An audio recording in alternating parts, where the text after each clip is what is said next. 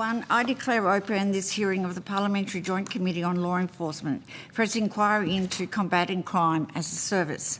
I begin by acknowledging the traditional custodians of the land in which we meet and pay my respects to elders past, present and emerging.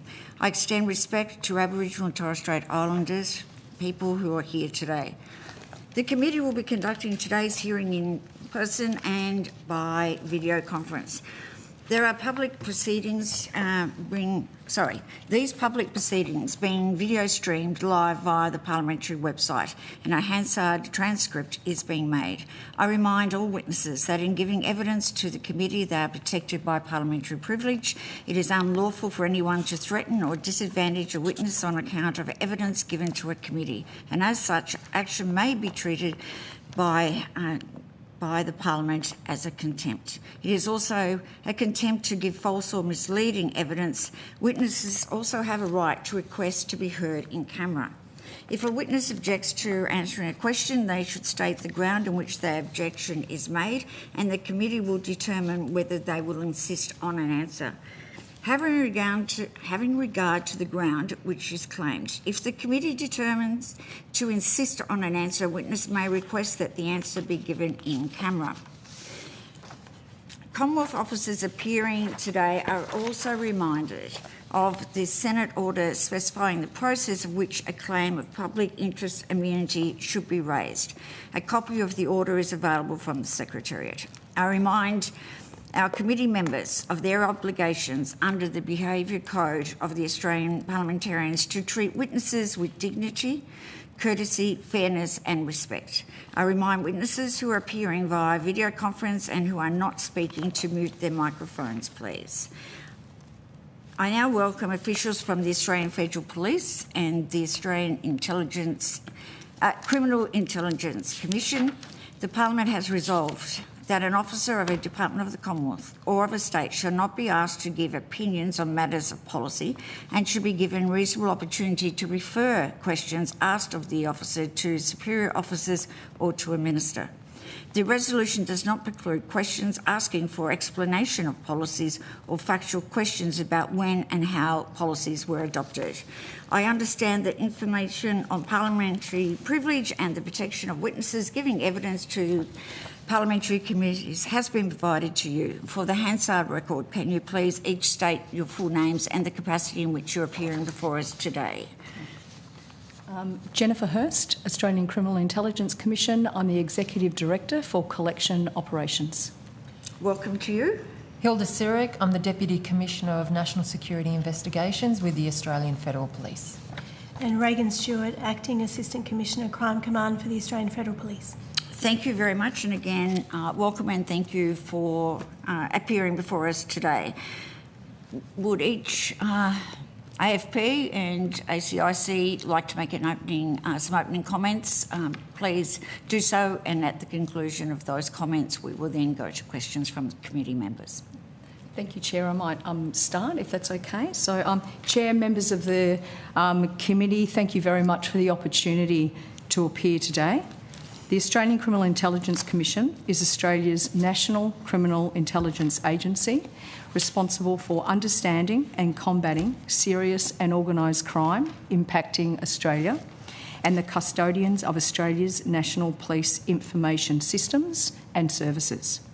Our submission highlights the growing use of the crime as a service model, where serious and organised crime activity is broken into discrete tasks and outsourced to specialists, allowing serious and organised crime groups and others to access capabilities that they do not hold themselves. By lowering barriers to entry and fragmenting activity across specialised actors, this model expands participation and enables offenders to distance themselves from direct involvement through intermediaries, complicating attribution and detection using conventional intelligence and law enforcement techniques. Further, serious and organised crime networks use technology to isolate control and conceal their operations, creating a criminal environment that is both resilient and adaptive. This evolving operating environment presents a significant and growing threat to Australia's safety and national security. Thank you. We're happy to assist the committee with any further questions. Thank you very much for those comments. And thank you, Senator, and thank you for the opportunity to appear before the committee today. Outsourcing elements of a criminal syndicate's activity is not a new concept. Throughout history, organised crime groups have outsourced parts of their operating model to launder money, to move illicit commodities, to encrypt their communications, to source weapons, and to commit violent acts. What has changed is the speed, scale, and methodology being used for outsourcing. Today, these capabilities are bought and sold like other commodities. Money laundering is a service. Encrypted communications is a service. Ransomware, stolen identities and violence are all available for a fee to anyone with the means to pay. This is what we mean by crime as a service, and its most dangerous feature is that it collapses the barrier to entry. An offender no longer needs decades of criminal knowledge or a global network. They need a wallet and an internet connection. Anyone can now rent the same capabilities once reserved for the most sophisticated transnational serious and organised crime syndicates. Crime as a service operates across both online and physical environments. The model is also decentralised and fragmented, making attribution more difficult and complicating traditional law enforcement approaches. The AFP is alive to this threat and already acting to disrupt and deter crime as a service. We have disrupted dedicated encrypted criminal platforms. We have stood up operations that target the money launderers, the offshore crime bosses, the trusted insiders within the border environment, and technical specialists to sell their services throughout the criminal supply chain. We work with the ACIC, AUSTRAC, international partners, state and territory law enforcement partners, and regional counterparts. In 2021, Operation Ironside dismantled the encrypted app Anon. In 2025, Operation Kraken took down another dedicated criminal app, Ghost, which was built for one purpose: to let organised crime do business in secret. Around 700 of our members executed search warrants across 4 states for Operation Kraken, leading to over 50 charges, over $28 million in assets restrained, 29 weapons being seized, and 241 kilograms of drugs being seized. It was the first time an Australian-based person was accused of being the architect of such a global platform, and one the AFP, with our partners, was able to decrypt and read. We allege Ghost was used by organised crime groups to import drugs, launder money, and order killings. In Australia alone, Operation Kraken allowed us to prevent around 50 threats to kill or seriously harm. Ghost was not a syndicate, it was a service sold to many syndicates at once. No single country can police the global nature of crime as a service alone, which is why Operation Kraken involved partners from around Australia, the US Federal Bureau of Investigations, the Royal Canadian Mounted Police and Europol.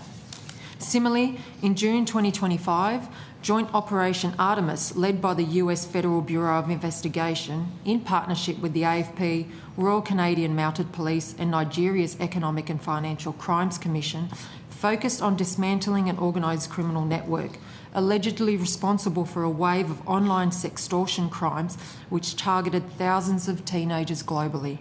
The network scheme coerced victims into sharing sexually explicit images before threatening to distribute those images unless payment was made.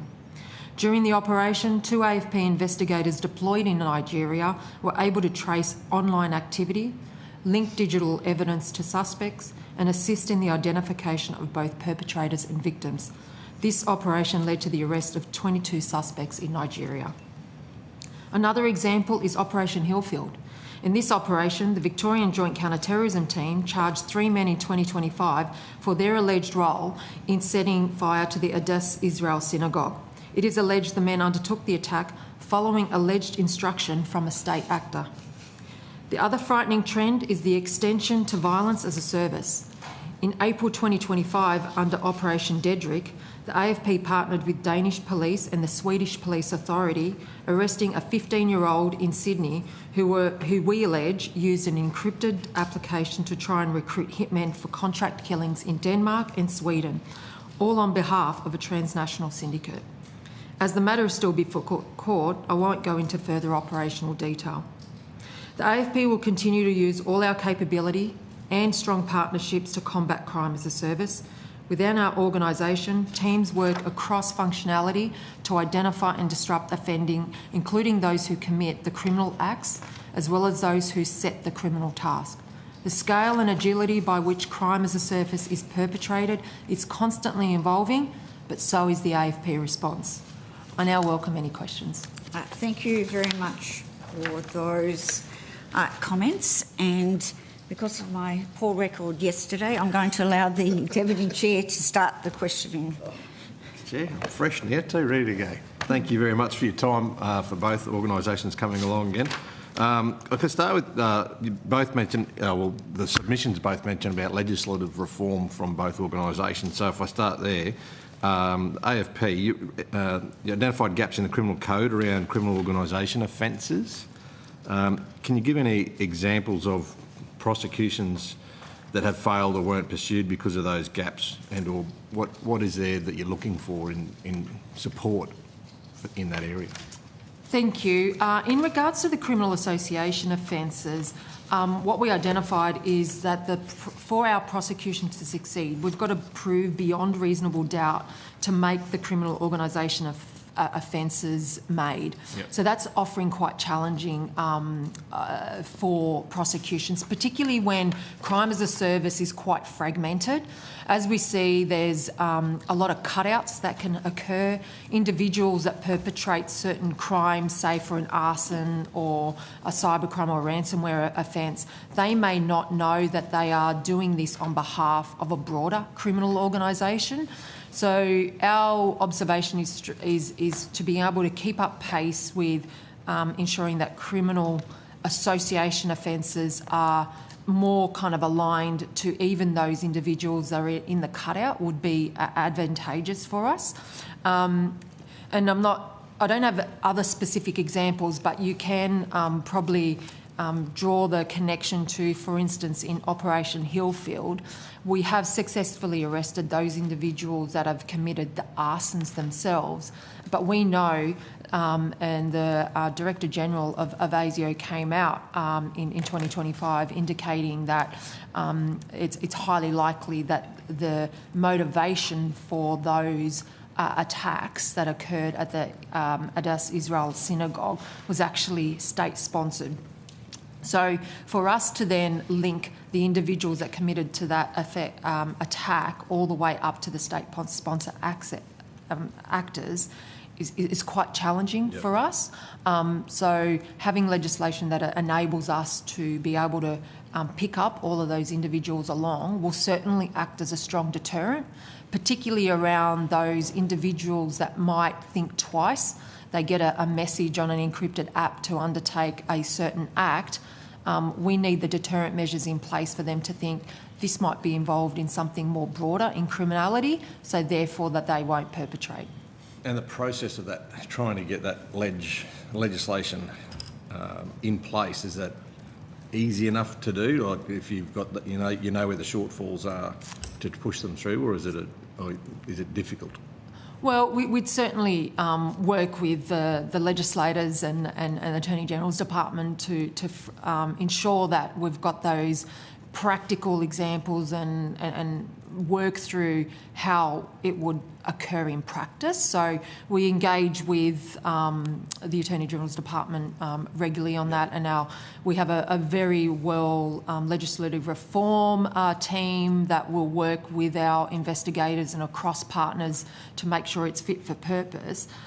So certainly we have some insights in where we think we could assist. Okay, and I'll continue on. I've got a couple more in that for yourself, and then I'll go over. One on SIM boxes, proposed regulating SIM boxes before they're used criminally. How would that work, and how do we do it without capturing legitimate uses to enforce, and how would we enforce that? Yeah, I mean, I think there's an opportunity to look at the regulation around importation and possession of the SIM boxes. Certainly, we see that there are generally legitimate uses as well, but across the spectrum, as we know, criminal groups will often use legitimate products for nefarious means. So our challenge would be to investigate the nefarious use and nature of it, but certainly there's an opportunity there, particularly around the legitimate import of some of these products and regulating their appropriate use. Okay. And I'll go over to Ms Hurst. For how effective are the current tools against encrypted comms used by the serious and organised crime networks? I think what we're actually seeing is, and probably just to pick up just a point from Deputy Commissioner Sarek in relation to some of the legislation and some of the challenges, is as a general statement, what I would say is the pace of technology is outpacing the legislative frameworks that we have, because they are moving so quickly and they are so adept in relation to some of the technologies. There are off-the-shelf technologies that are being used by serious and organised crime networks.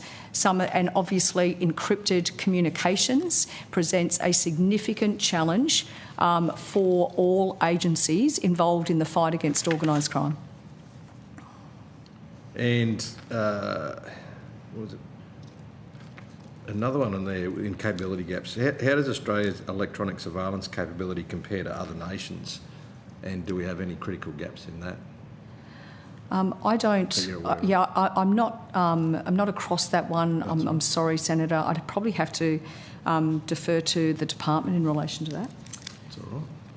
Yeah, from the AFP's perspective, in terms of comparing against other sort of international countries, I'd have to sort of take that one specifically on notice. But I do know, particularly from our perspective, the Slade legislation, our adoption of various surveillance device legislation and TI legislation is quite well progressed, but I think where we see opportunities is enhancing the tech neutrality within the legislation, particularly as it relates to technology that gets quickly sort of used across for our requirements in terms of surveillance or intercept. Yep. So identifying the neutrality around that would be a reform that we see as an opportunity to modernise the legislation, as was already provided in evidence in terms of meeting the evolution of the technology. So what that tech, back to you then with that, what you mentioned, the tech neutral electronic surveillance framework, what's that look like in practice? So it looks like at the moment we have specific requirements to reach thresholds for either using technology for a surveillance device, which would be either tracking or being able to provide some covert, and I won't go into too much, but as you appreciate, but some covert opportunities, versus, for instance, telephone intercepts. And certainly the telephone intercept legislation is really predicated around that sort of telco communications that occur. But we know, particularly with encrypted apps and leveraging online internet sort of engagement, particularly around gaming or individuals providing text messages through various online platforms across the gaming environment, there's opportunities to sort of streamline that so that it's when we are utilising our powers, we don't have to be as specific whether it's an intercept or for surveillance observations. Okay, and I'll go back, Ms Hurst, to say I can get something from you. For in the submission from ACIC, it talks about professional facilitators, so lawyers, accountants, migration agents, real estate agents, customs brokers as professional facilitators. Can you any idea on the scale of that and whether or not they're acting wittingly versus unwittingly at all, if any sort of stats? I think that some are covering both things. They're either unwittingly or they are actively involved. Serious and organised crime infiltrates all of those areas. without question. And I think the scale of this is only ever increasing in relation to their infiltration and even putting their own organised crime figures, networks within those particular environments as well. Like that trusted threat environment that we're currently seeing at the moment is only escalating in relation to people that are being placed into those particular areas. So I say that the threat, and that is increasing because of the opportunistic nature of organised crime and looking for that opportunity to actually place within those particular areas that you've outlined there to make their business model a little bit more effective and a little bit more easier, particularly when we're looking at money laundering and how they're moving money. Okay, thank you. I'll leave it for a while, Chair. Thank you very much. Thank you. I will continue where you left off. In relation to, we know in particular around money laundering, all of those professions have been identified, but do you you or the ASP have relationships with the governing body of those professions in terms of ensuring that those who are unwittingly being involved are educated to look out for who these people are, you know, to ask some basic questions? Yeah, so from the ACIC, we certainly are involved with that particular sector and providing them as much information as we can to make them aware of what the threat is. So it's not only education, it's providing them our own assessments in relation to various aspects within that particular, whether it's a regulatory body or whether it's an oversight body in relation to how that might work and the information that they need to actually provide them some detailed information and intelligence. And equally from the AFP's perspective, so we're engaged with, for instance, the financial sector, the banking, a number of memorandum of understandings with the big banks to sort of work through that. We engage across with our state and territory partners, particularly in terms of other vulnerable sectors, whether that's real estate, whether that's other asset providers as well. We also have quite a mature understanding of the Tranche 2 legislation under the anti-money laundering, counter-terrorism financing legislation, particularly around the onus on some of these additional sectors, such as lawyers, accountants, real estate agents, in terms of their obligations, and particularly working with AUSTRAC on that, but also across the tech industry, trying to encourage them to have a little bit more understanding about their customer base and understanding, the individuals that are operating across their platforms. And the advent of international production orders has also been quite useful in us being able to speed up requests. I mean, we acknowledge that a lot of the platforms that are being used through crime as a service are housed in offshore nations, particularly in the United States, and having that international production order regime really maximised is giving us very quick information so that we can provide an effect and really target the individuals that are causing harm. Thank you for that.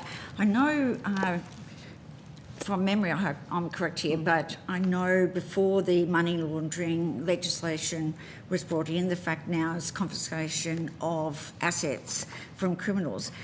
Ireland was ahead of us in some of these areas, and we've had evidence given to us about the UK and some other elements being ahead of us. I'm just wondering, from both your perspectives, from your organisations, are we now ahead of the game, or is there still scope for us to do more in terms of a legislative agenda going forward? I'm happy to start off. I think with the Tranche 2 legislation coming in, it's really elevating us to certainly world standards.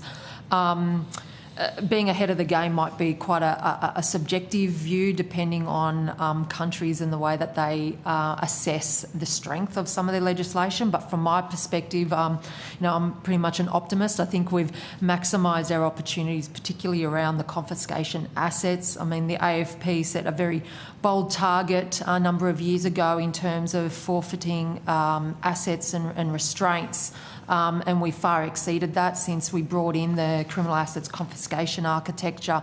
We've seized over $2 billion across the asset streams, and that is money and assets away from criminal organisations where they can't reinvest that for more criminal activities. So I think, and working through some of the government investments that we've had, particularly around partnering with state and territories, like for instance across the illicit tobacco and taking the profit out of that, working with our state and territory partners has again proven quite useful, and we've been able to already restrain assets more than the investment that has been made in. So I think we're really leveraging and maximising the legislation to its full extent. That's good, thank you for that. I think it'd be fair to say from the community's point of view, there tends to be a judgment on how successful law enforcement is, whether it's combating organised crime in whatever form, that it's based on how many arrests, how many people, how many tonnes of drugs that are seized. So could you talk through how the AFP have come to, I guess, really the realisation that just as importantly, the disruption of organised crime, how beneficial that is. And I think in terms of your opening comments when you're going through all the different, whether it was Kraken, for instance, I don't think the public actually understand the amount of lives that were saved in that one operation. In terms of how many drugs are stopped from coming in, it's hard, I guess, really to put a figure on that. But I think there needs to be a greater understanding from the community to bring them along to understand this investment is paying off. Yeah. No, it's a very good point, Senator. Yes, prosecutions and convictions are one measure of success. Sometimes the hardest thing is to acknowledge the absence of crime being a success factor. I mean, crime prevention is really difficult to be able to acknowledge. But you're right, interventions and disruptions are really important. I think there's opportunity for us to continue to reinforce when a disruption occurs that we, promulgate that message, and particularly as you acknowledged through Operation Kraken, preventing 50 lives being lost is not insignificant. It's a quite important factor. An acknowledgement rather than just the arrests and the seizures that we've had. I mean, for instance, Operation Ironside itself also, through the Phantom Secure network, provided some really good outcomes, but what was probably lost in it, it was more than 14,000 Phantom Secure devices that just existed in Australia, not to mention how many thousands globally. So by us being able to target that with our partners and stopping that, those are 14,000 other opportunities that criminals have lost to be able to perpetrate their crimes through those means. So certainly making sure that we are able to promote and give understanding to community about the disruptions is another critical factor for sure.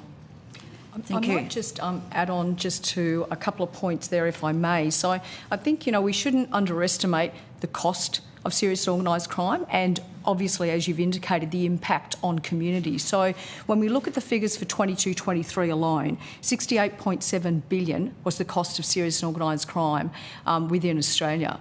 What we're seeing now is some of these networks are incredibly complicated, they're intense, they're offshore. A lot of our very key organised crime figures now operating offshore.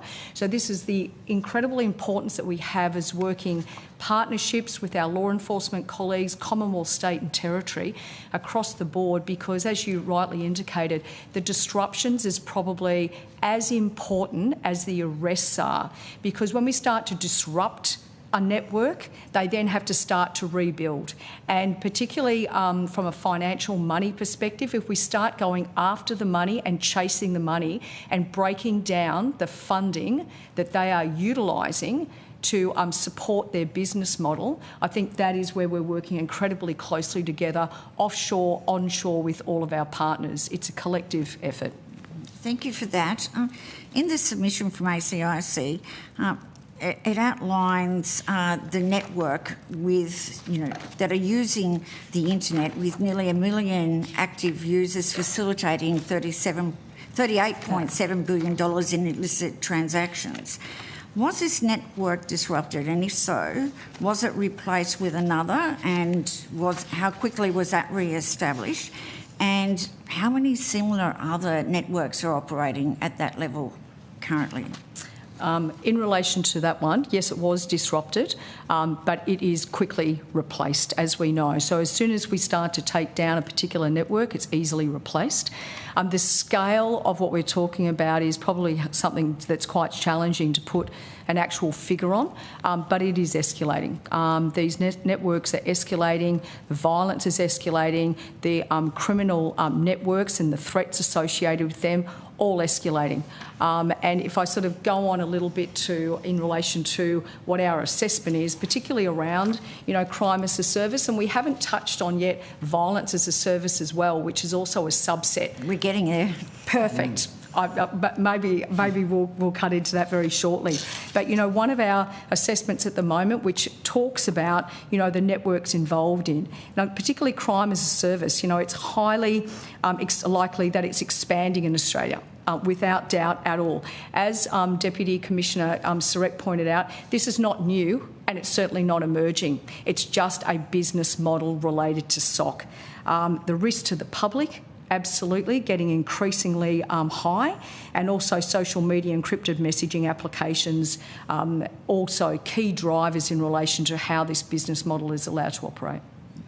In your submission, you also note child abuse material marketplace turned over more than $1 million annually. What was the outcome of this case, and how many such marketplaces do we know are currently in operation? Yeah, I might have to take that one notice in relation to the outcome, only because that's a law enforcement activity that would have been involved in that, and I wouldn't like to speak. Fine. Yeah, so I'll take that one on notice if you don't mind. That's great, Yep. Thank you. In terms of from the AFP, and I know the wonderful work that's been done around protecting children from being exploited, but what's your experience? And we on the committee understand the close international relationships that the AFP have, and wherever I've travelled on any delegation, I always try and get a plug in to talk to the government of the day around cybersecurity, child exploitation and the money laundering. And Australia is seen to be very good, and in some areas they look to us because we've taken leadership in them. And we can see that with the banning of under-16s having access to social media. So we are innovative, but I just wanted to get on record your experience with these sort of marketplace that are selling this disgusting and exploiting these children. How much money has been generated, if there's some operating here in Australia? Yeah, certainly. I mean, our experience, particularly the concerning trend in involving youth across crime as a service, particularly around the exploitation. I mean, we see youth are increasingly being groomed into these environments, whether it's for them to be victimised or they're turning them into offenders.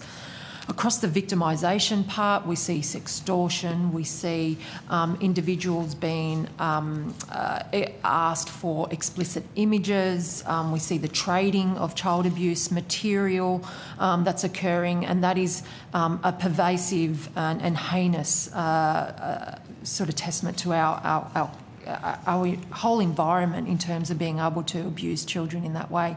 Through the great work of the Australian Centre to Counter Child Exploitation and our international collaborations, particularly through the Virtual Global Task Force, you're right to point out we are pretty world leading in that sense, particularly around the social media bans, but also the work of the e-Safety Commissioner, which has been really amplified through the Online Safety Act that we have in all efforts to protect children.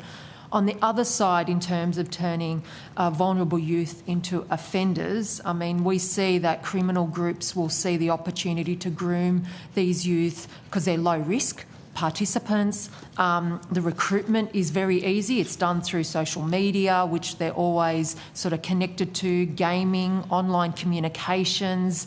I've given evidence in the past in regards to sadistic online exploitation, turning this kind of environment into like gamification and creating notoriety on encouraging youth to do something quite drastic. It's desensitising them to the crime. And allowing them an avenue for them to then go out and compete with one another for that extra notoriety.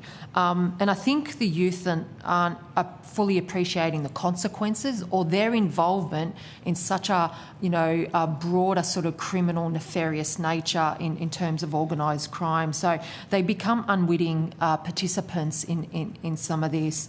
And unfortunately, they are also being leveraged to do various taskings, whether it's money muling, data theft, fraud, property damage, violence, stealing other property. So the spectrum of things that youth are being groomed into and being exploited to do, both as victims and as an offenders, is an alarming trend.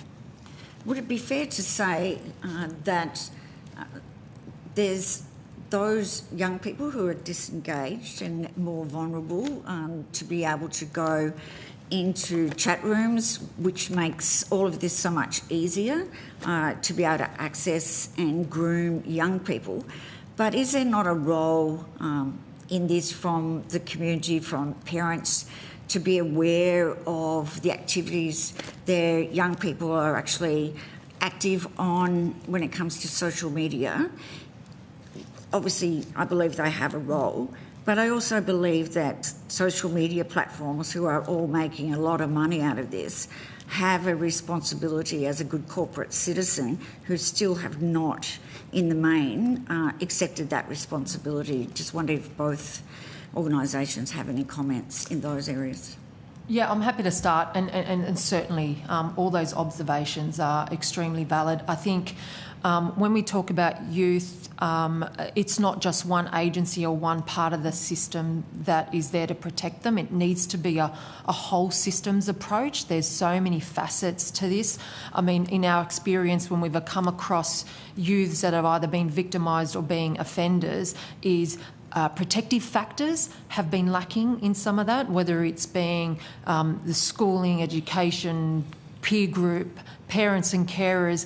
There's sometimes been intervention points early upstream that could have prevented them from being exploited.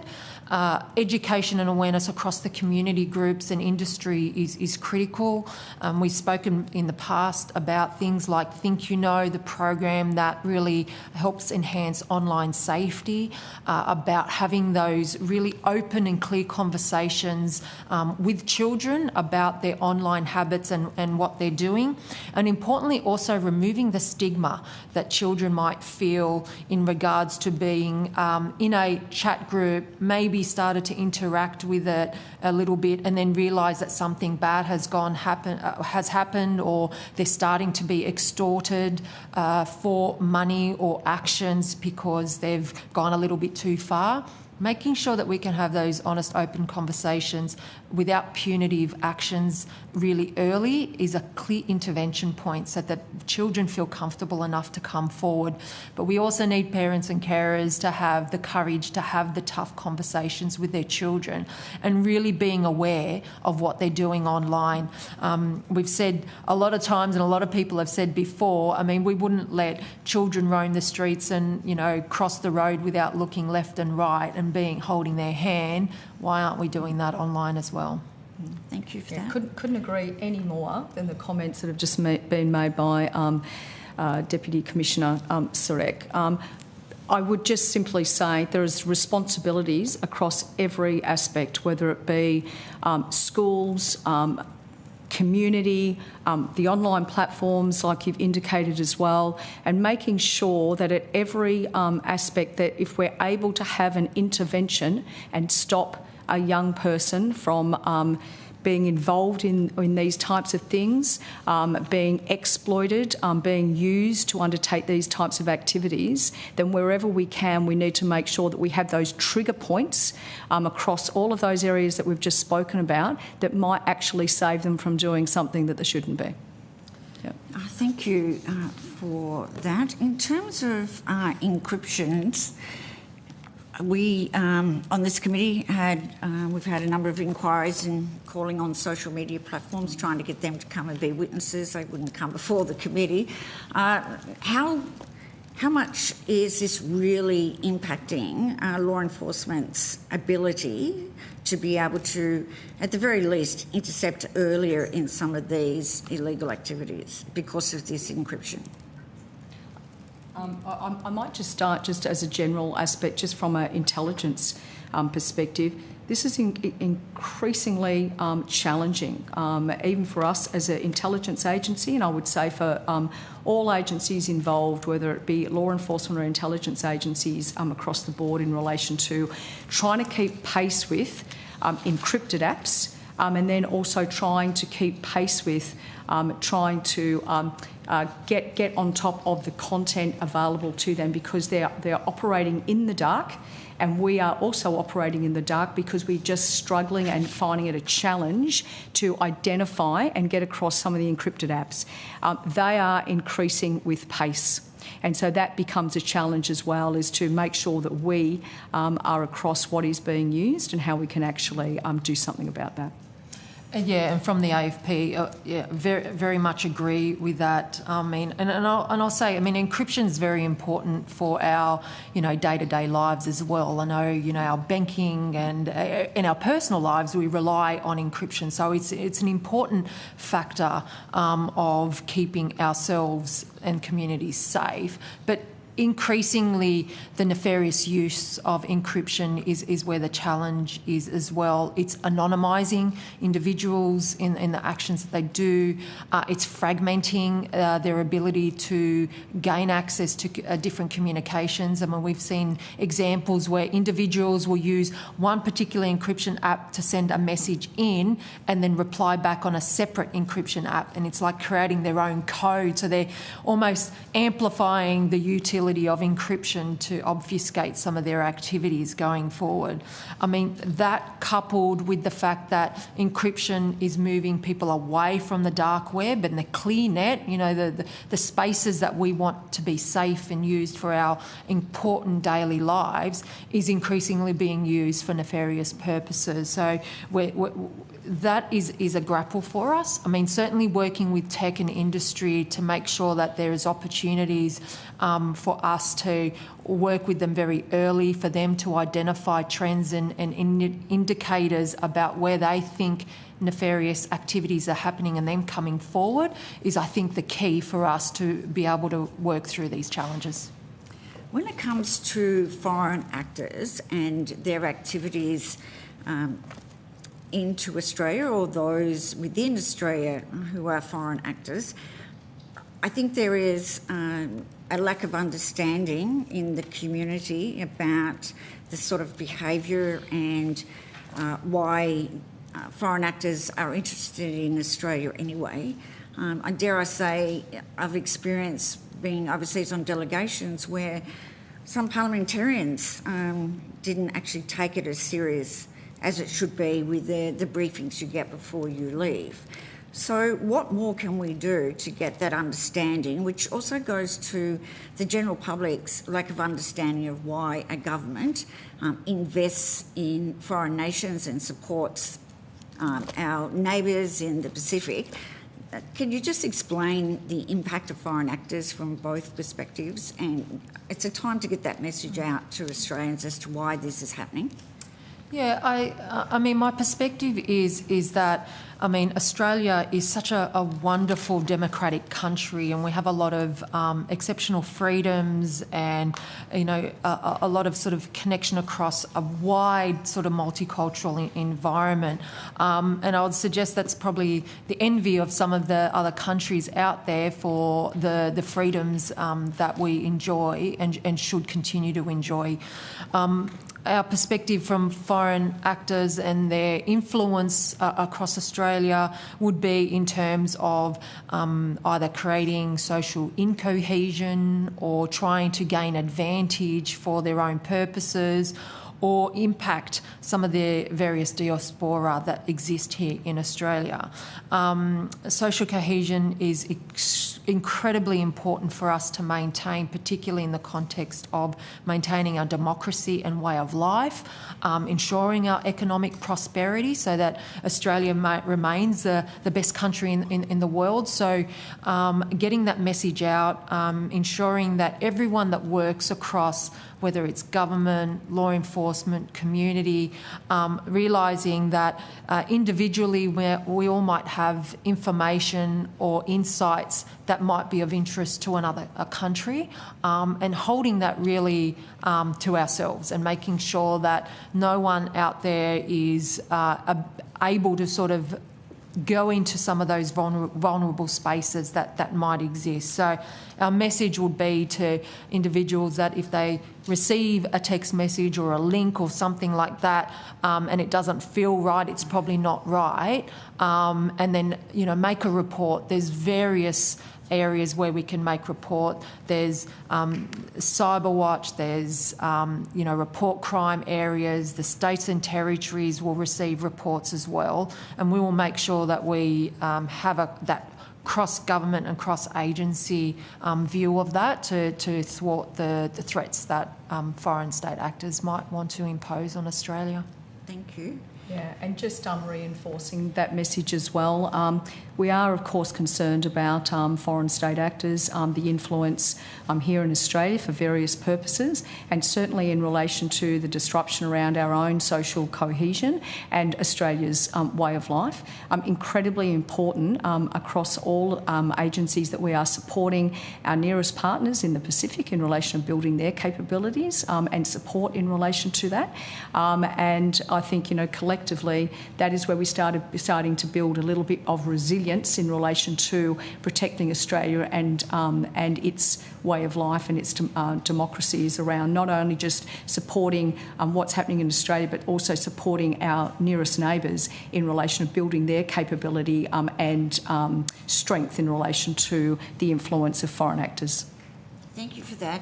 I think there's also an important element for the community, and particularly young people, to understand that if they are attracted, become involved, for instance, in money laundering, we know that the youths have been used in that area, that law enforcement is not really looking to prosecute some vulnerable person that's used their bank account to launder money.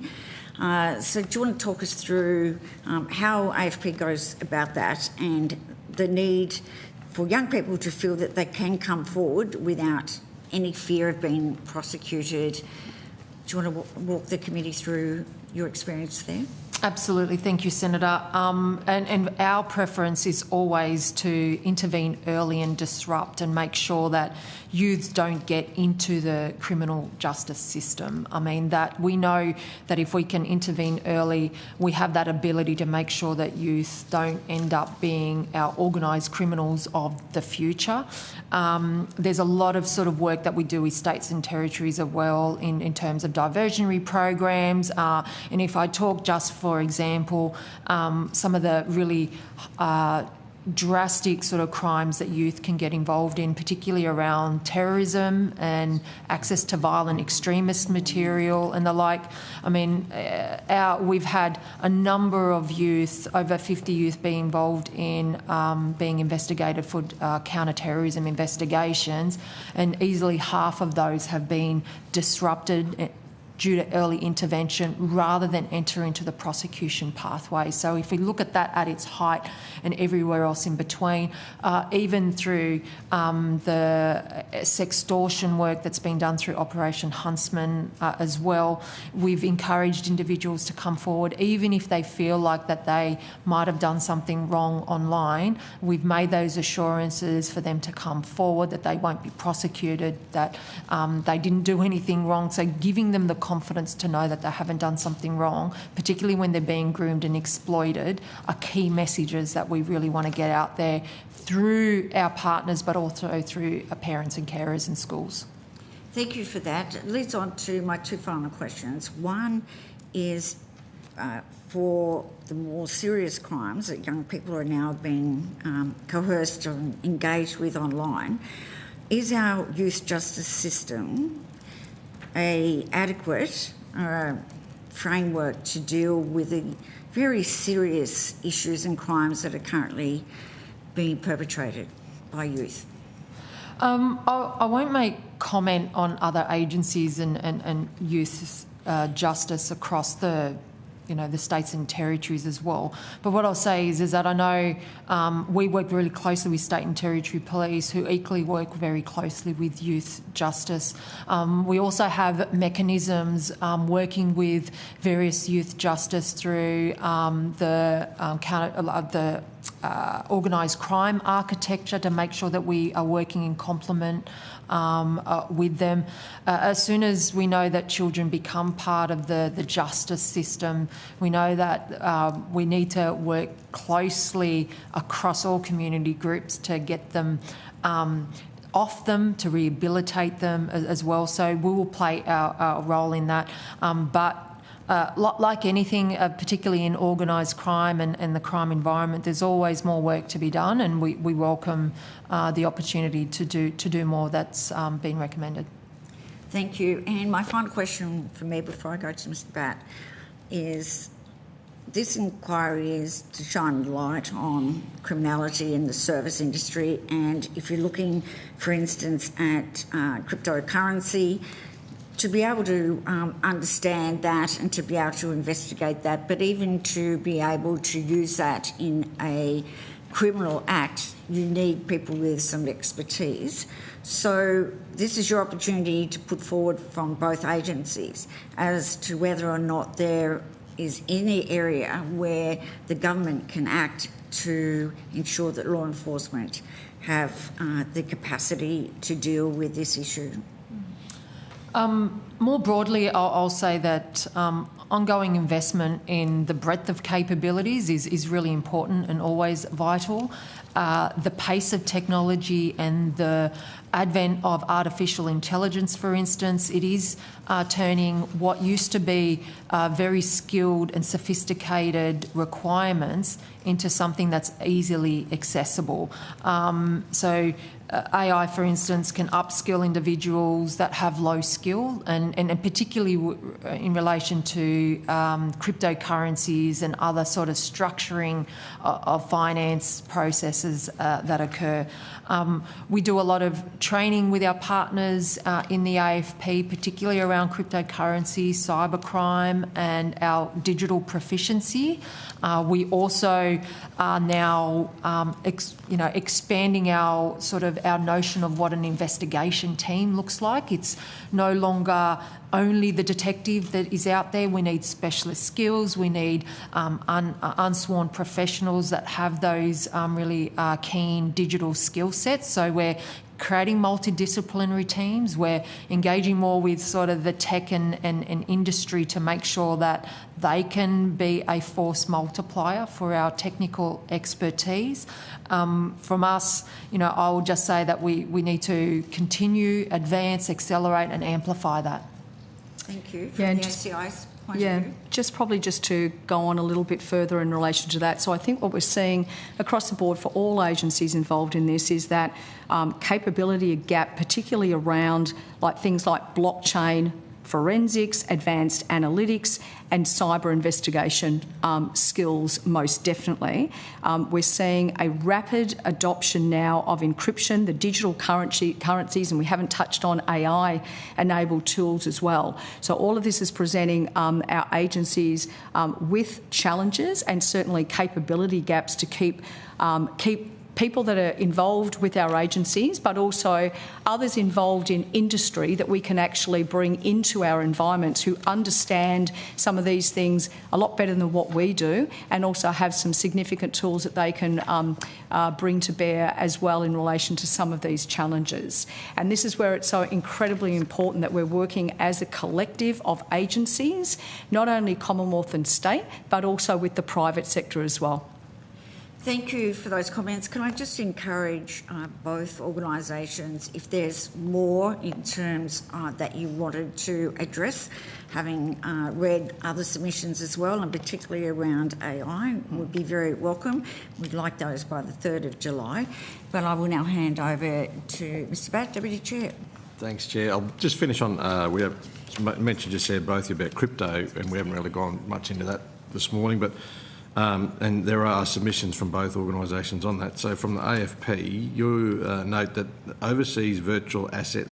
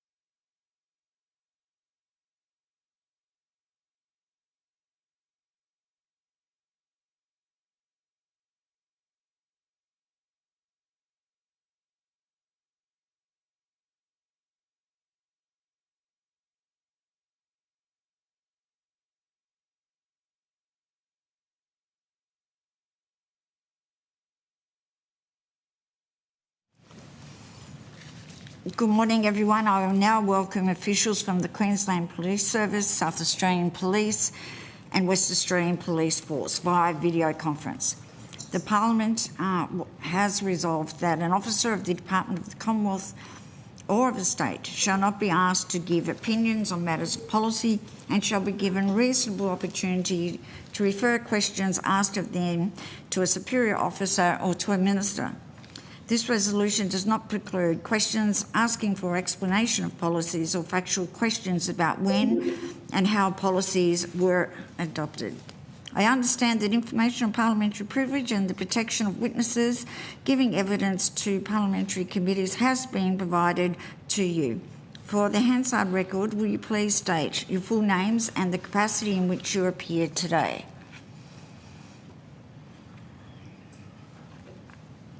Good morning. My name's Troy McCallis. I'm a Detective Acting Chief Superintendent, Crime Command, Queensland Police Service. Welcome. Hello, my name's Mark Hubbard. I'm a Detective Chief Inspector and a member of the Serious Organised Crime Branch within South Australia Police. Welcome to you. West Australia. Good morning, my name is Kath Hilliard, or Catherine Hilliard. I'm the Acting Assistant Commissioner for Crime Service in South Australia Police. Thank you all for attending. Happy to go in the same order if you have some opening comments to make before we go on to questions. But so we'll go back to Queensland. I may just jump in if I can, Senator. I think I was missed. Oh, good. Acting Assistant Commissioner Gordon Fairman from Western Australia Police. So I'm sitting over the state crime portfolio. Great, thank you. Welcome to you. We'll hand over, I think, to Queensland to make some opening comments if you want to. Yes. Good morning, Senator. I understand that an opening address has been provided to the committee. Would you prefer me just to provide a shorter version of that in the interest of time? Yes, we do have that here, and we will table this for the committee's purpose, but please speak to your opening statement. Yes, good morning, everyone. Thank you. Members of the committee, thanks for the opportunity to appear on behalf of the Queensland Police Service regarding the growing threat of crime as a service. What we are seeing is not merely an evolution of traditional crime, but a transformation. Advances in technology have enabled criminal activity to be outsourced, scalable and increasingly anonymous, lowering the barrier to entry and allowing individuals to access sophisticated illicit tools and services on demand. In Queensland, this is already having real impacts. We are seeing crime as a service facilitate money laundering through cryptocurrency, large-scale scams and phishing, ransomware and online child exploitation. At the same time, these models are translating into physical offending or violence as a service, including subcontracted violence, arson linked to organised crime and the emergence of untraceable firearms. This convergence of cyber-enabled and physical crime is increasingly complex for law enforcement, particularly as offending becomes more transnational, technologically enabled and difficult to detect. I am aware that this issue has been commonly experienced by other agencies and has been raised in other submissions for the consideration, and I'm aware that the committee has already commenced speaking with our federal partners this morning. The QPS is adapting through enhanced partnerships, investment and capability and targeted disruption of criminal networks. However, the scale and evolution of crime as a service highlight the need for a coordinated national and international response, as well as stronger intelligence sharing and modernised legislative frameworks. Crime as a service is making crime more accessible, anonymous and scalable than ever. Addressing it will require equally adaptive, collaborative and intelligence-led responses. On behalf of the Queensland Police Service, I welcome the committee's focus on this issue and stand ready to assist in developing any effective solutions that may be raised. Thank you very much, and we will obviously read the rest, but I think that was very helpful. We'll move on to South Australia.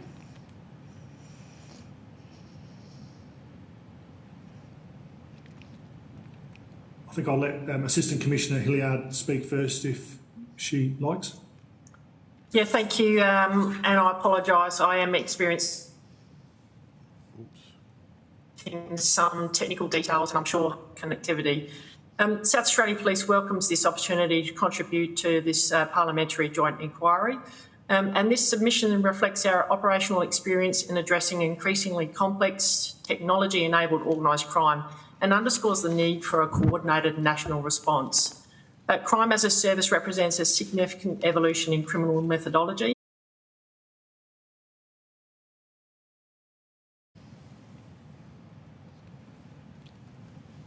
You must be on mute.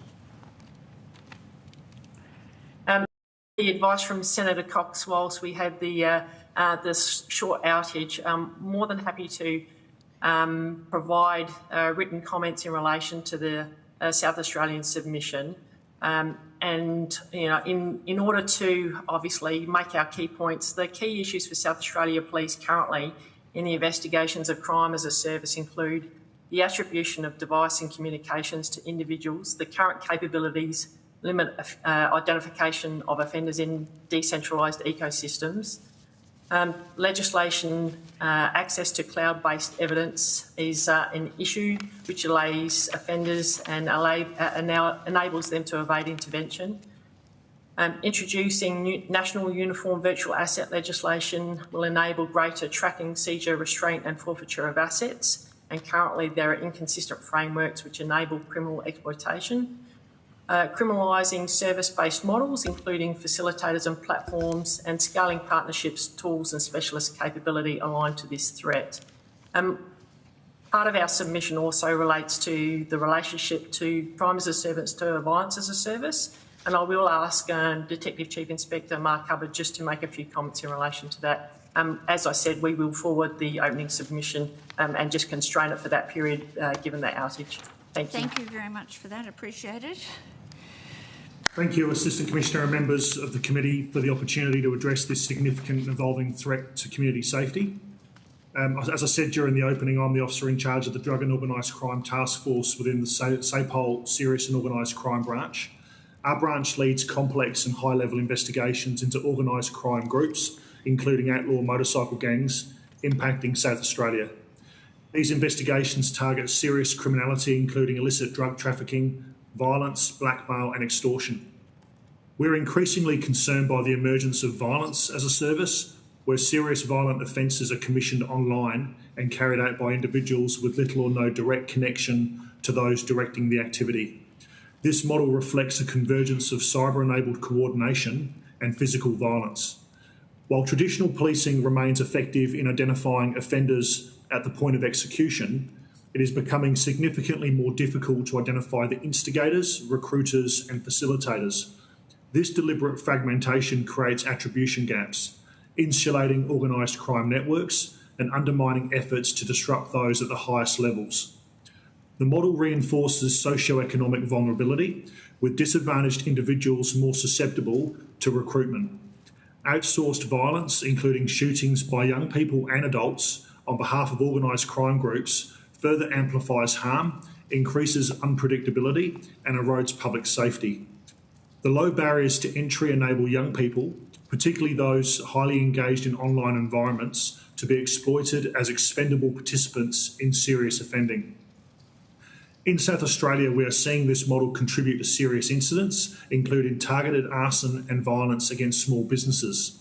Businesses linked to illicit tobacco markets and organised crime entities are disproportionately targeted, placing workers and the broader community at risk, and in some cases resulting in injury to innocent members of the public. Encouragingly, international initiatives such as Europol's Operational Task Force GRIM demonstrate the effectiveness of coordinated, intelligence-led disruption. Established in April 2025, GRIM brings together law enforcement agencies from 11 European countries to target networks outsourcing violence via online platforms.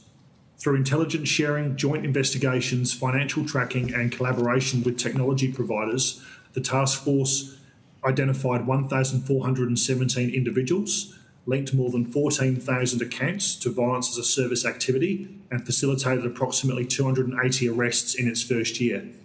These results underscore the need for similarly integrated responses in Australia to effectively counter this evolving threat. Thank you. Thank you very much. West Australia.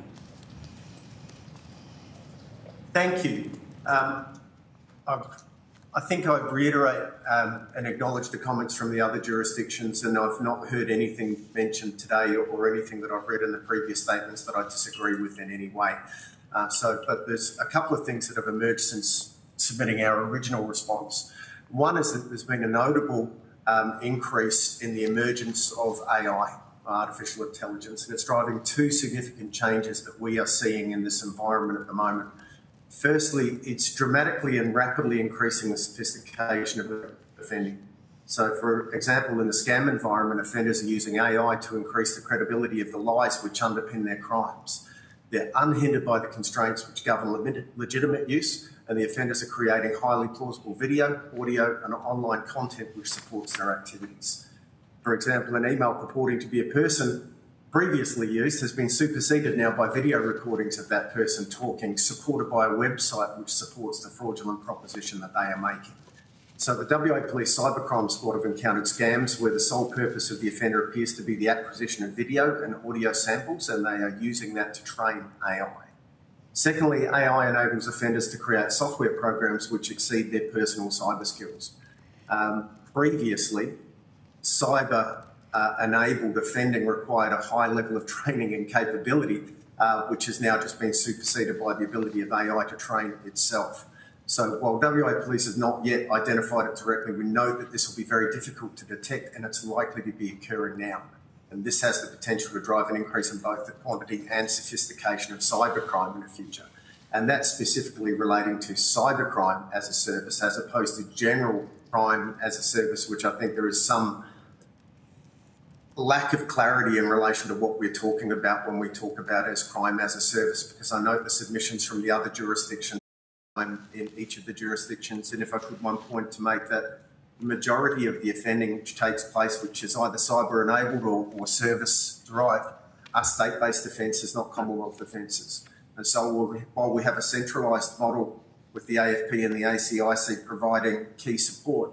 The majority of these offences are managed under state-based legislation, so we need to have a clear understanding that any support that's provided to enable us to combat cybercrime needs to be able to be applied under state-based legislation.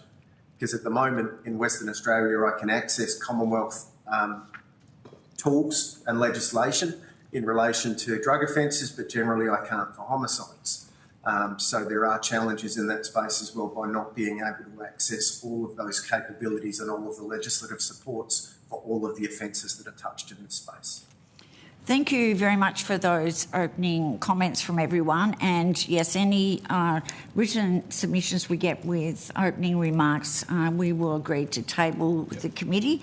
And can I just from the outset thank each of you and your officers for the work that you do every day. We understand crime is far more complicated than it was even 10 years ago. It's increasing on a rapid rate. So in the interest of keeping on time today, I'm going to hand over to the Deputy Chair, Mr Batt. Thank you, Chair. My first question was going to be similar to what you've just, the Assistant Commissioner Fairman just mentioned, was about legislation that the 3 states are using in this area, I suppose, crime as a service, violence as a service. Is it mainly state-based legislation or federal-based legislation that you're utilising, working with AFP, or do you do most of this on your own? Mr Fan, you may, if you want to go back, we'll go back the other way. If you want WA, South Australia, Queensland. Absolutely. We'll start on the left-hand side of the country. The majority of the offending is state-based. At the very high end with sophisticated offending, we do see crossovers into Commonwealth legislation, and we utilise those powers and supports, and we work closely with our partners in that space. But the majority of the offending is state-based offending. And so when we look at violence as a service, we're investigating arsons, robberies, extortions, threats, aggravated burglaries, those types of offences, which are all done under state-based legislation. And even in the cyber world, what we are seeing is effectively state-based offences, which is just facilitated, and elements of those are committed online, but they are still themselves threats, extortions, frauds, which are all prosecuted under state-based legislation. Thank you. South Australia. Thank you. Maybe I'll jump in there. So South Australia already has a relatively strong framework for organised crime, traditional organised crime. We have the Serious and Organised Crime Control Act that is particularly effective against structured organised crime groups, outlaw motorcycle gangs with hierarchical structures. Yep. However, it's not as well equipped to handle the decentralised, fragmented elements of crime as a service. Equally, the offences that we have, the legislation that we have is fine when it comes to downstream offending, so substantive criminal offences. But one thing that it doesn't do at the moment is criminalise some of the component parts that make the crime as a service ecosystem. So particularly for facilitators, at the moment our legislation would not be able to cover a person who doesn't necessarily know what a particular stolen motor vehicle was going to eventually be used for. However, if they had to perform the role of filling that car full of fuel and other some jerry cans of fuel ready for destruction, for destroying evidence, and parking it on a street corner, and it was eventually used in something significantly serious, a murder, you would be unable to prove that that person had a joint criminal enterprise. So I think there are definitely gaps in our legislation, but what is also really important around that integrated frameworks is that it's important for Australia that we don't have any safe havens, particularly for weak legislation areas, yes, because ultimately, given the cross-border elements of this, it can bleed into other states. Yeah, I'd agree. Just before I even go to Queensland, just on that, so we don't want to find there's a state where people are finding it easier to do things in than others, and then using that as a base is what you're getting at there. Yes, and that's obviously within Australia, but really much more globally than that. So you know, in a perfect world, all countries in the world would have robust legislative frameworks, but particularly in our own backyard and in our regional partners. Thank you. And Mr. Pukelis, sorry. Thank you.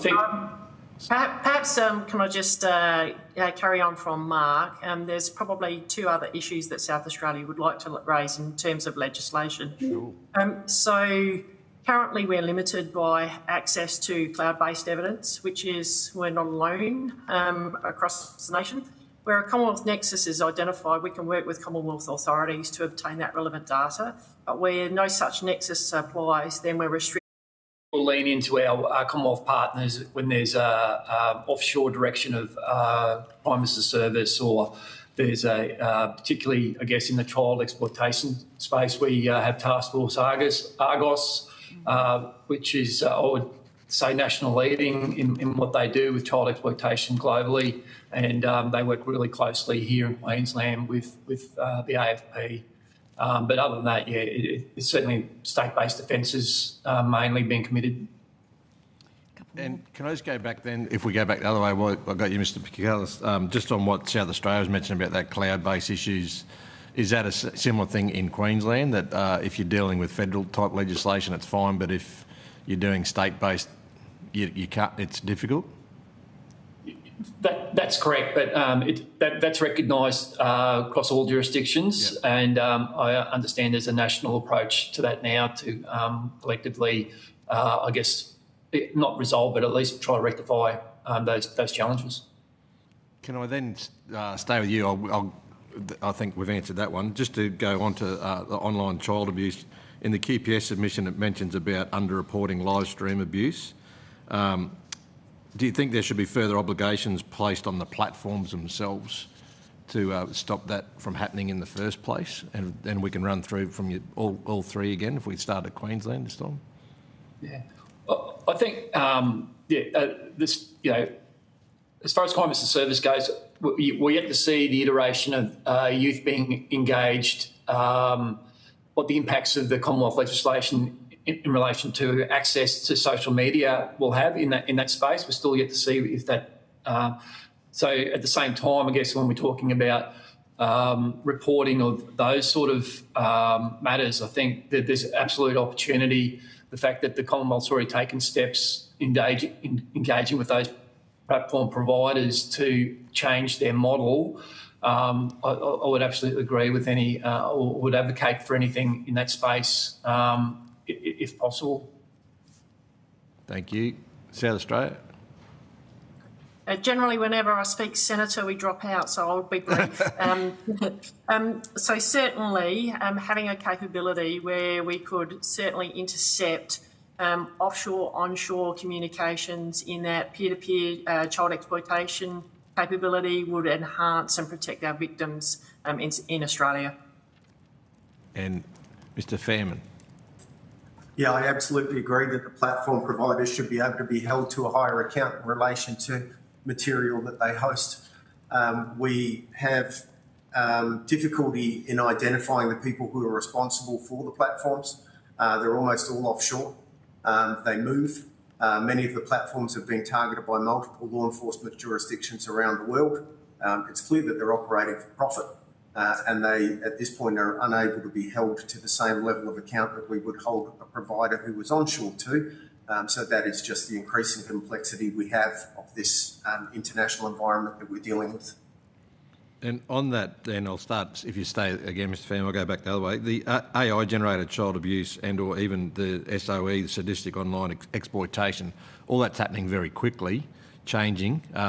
Is state-based legislation keeping up with that, or is it more federal-based again that you're utilising for that, or what's the way forward in that side of it?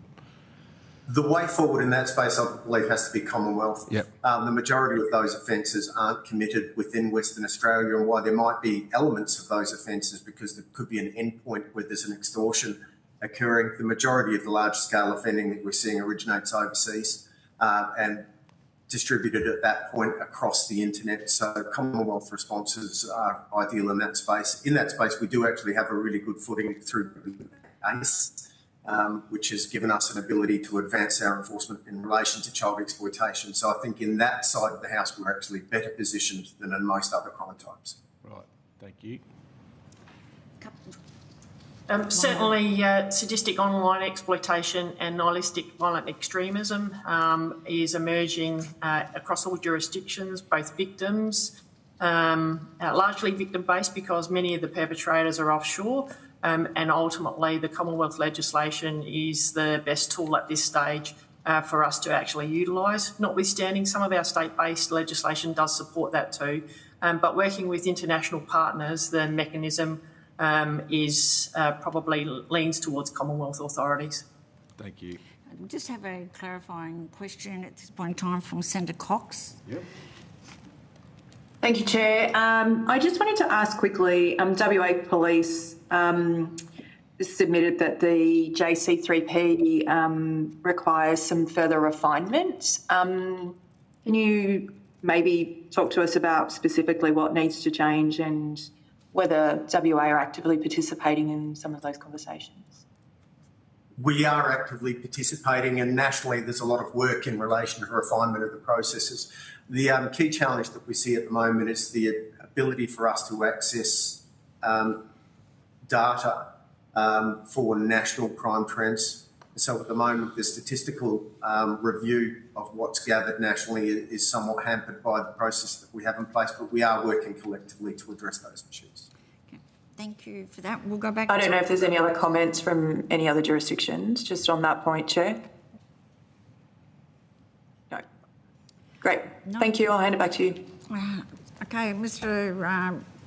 Deputy Chair, you can continue on another question, then we'll go to Senator Cox for some further questions. That's right. I'll just, I think Mr. Pucalis is the last one on that last question, and then that's fine. I've had a few. Thank you, Chair.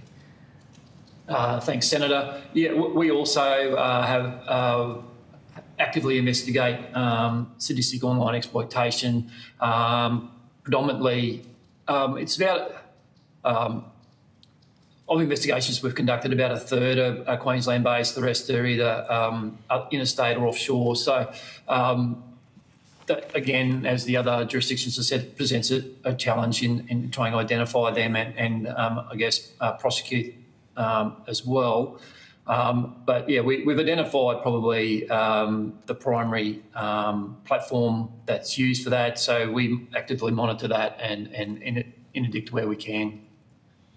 So generally what we're looking at is that the states are only investigating or need to anything that's based in that state as an outcome.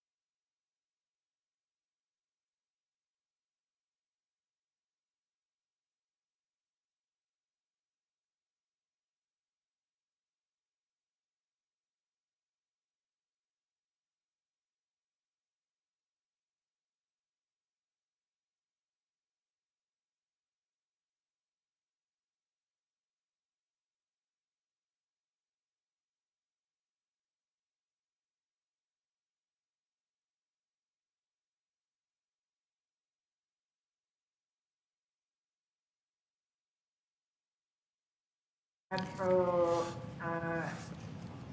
Catherine and Mark, just in relation to your submission, you talked about legislative reform to clarify jurisdictional authority and support data sharing mechanisms. Could you just unpack that for us a little bit? Before you answer, can I ask people when you're speaking to first say your name for a Hansard? Thank you. Go ahead. So, Kath Hilliard here. To provide a response, data sharing, I think our concern is in terms of being able to have more unity in terms of some of the legislation. Just bear with me for a minute. So we've got the virtual asset legislation lacks uniformity across jurisdictions, which relates to the tracking, seizure, restraint and forfeiture of virtual assets.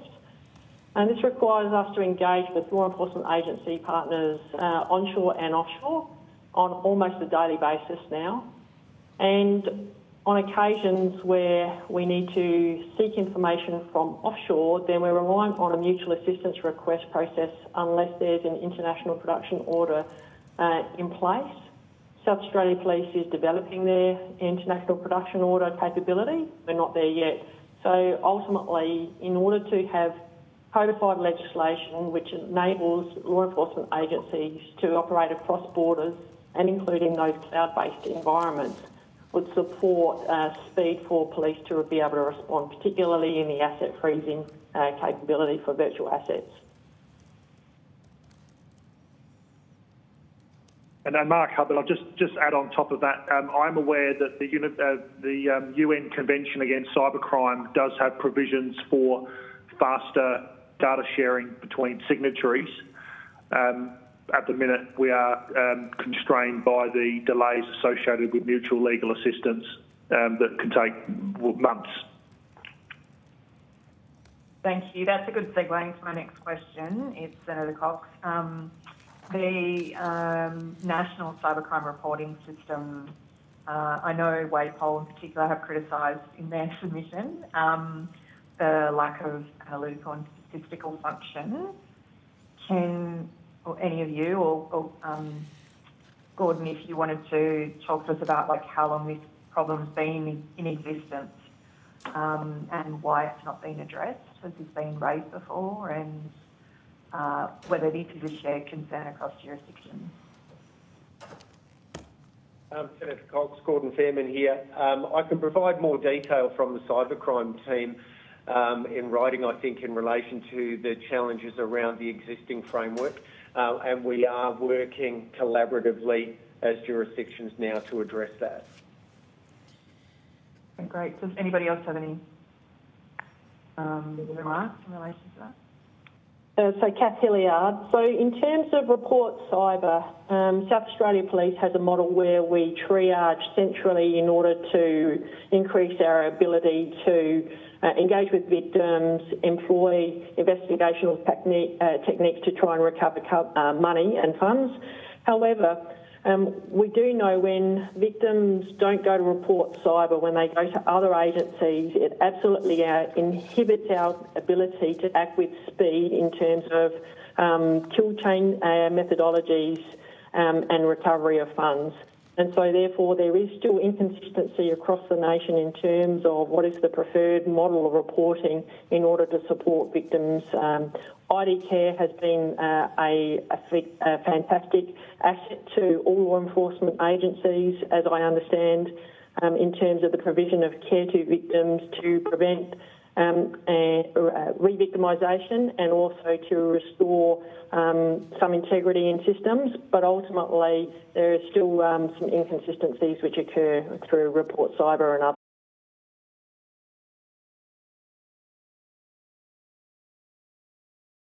So I'm happy to provide a response.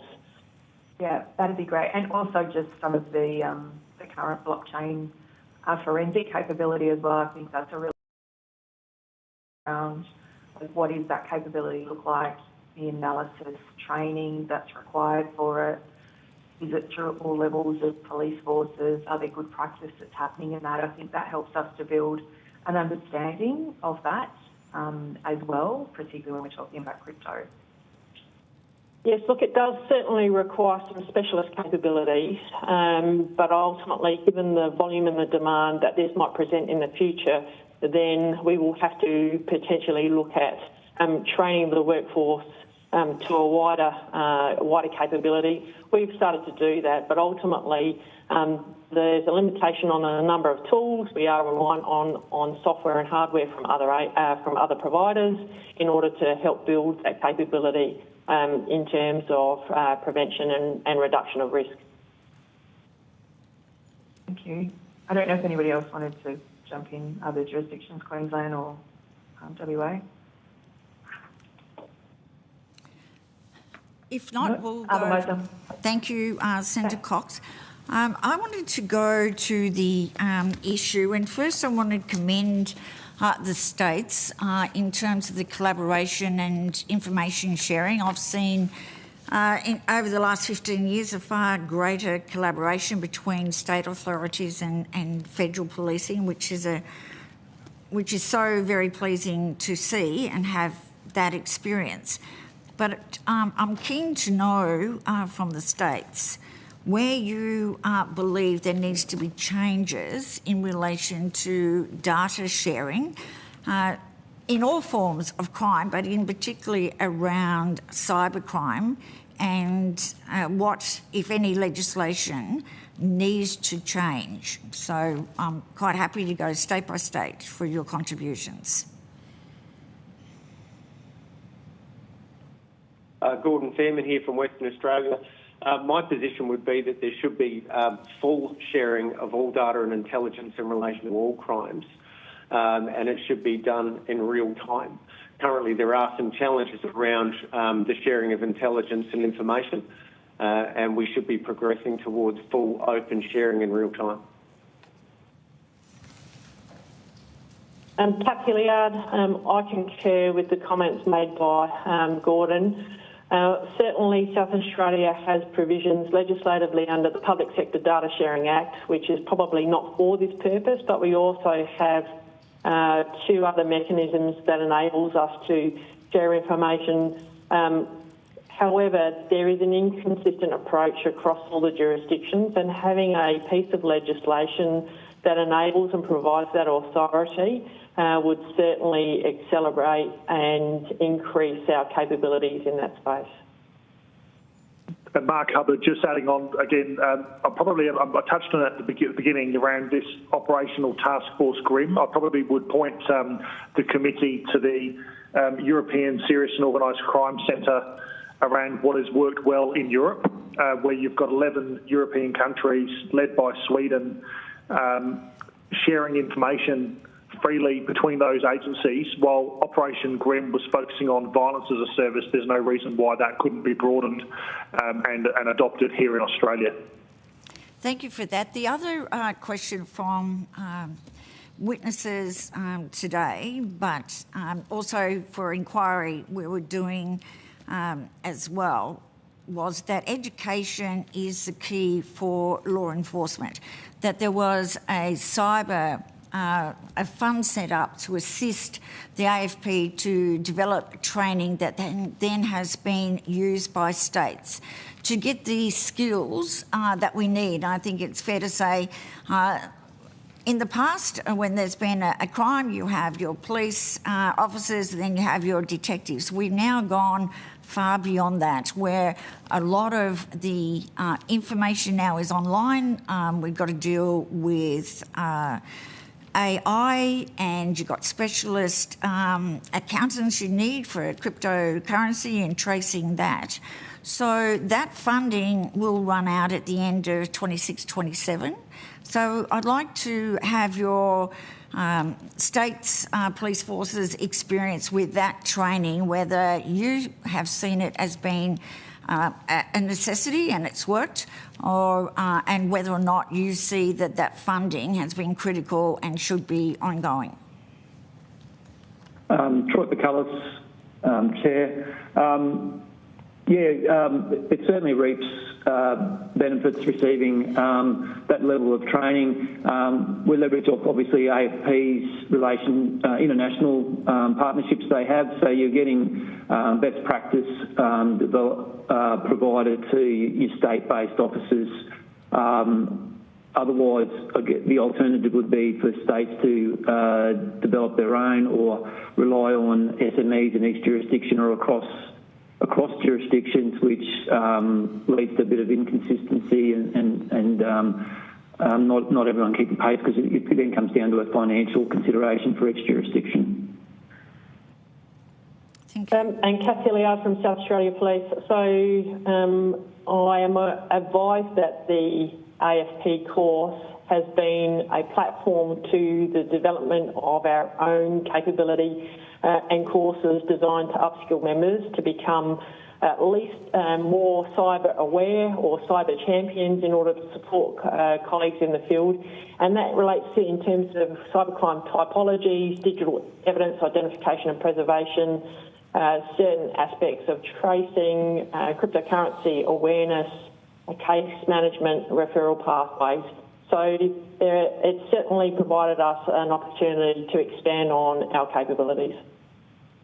Thank you. Mark Hubbard, just expanding on the training and education around prevention. I think the focus here is law enforcement, but equally we have to probably target hardened victims and also vulnerable youth. We've spoken about them being vulnerable to being recruited here to commit these crimes. So I think when you have the training and prevention conversation, it should definitely also consider how to target harden those vulnerable people as well.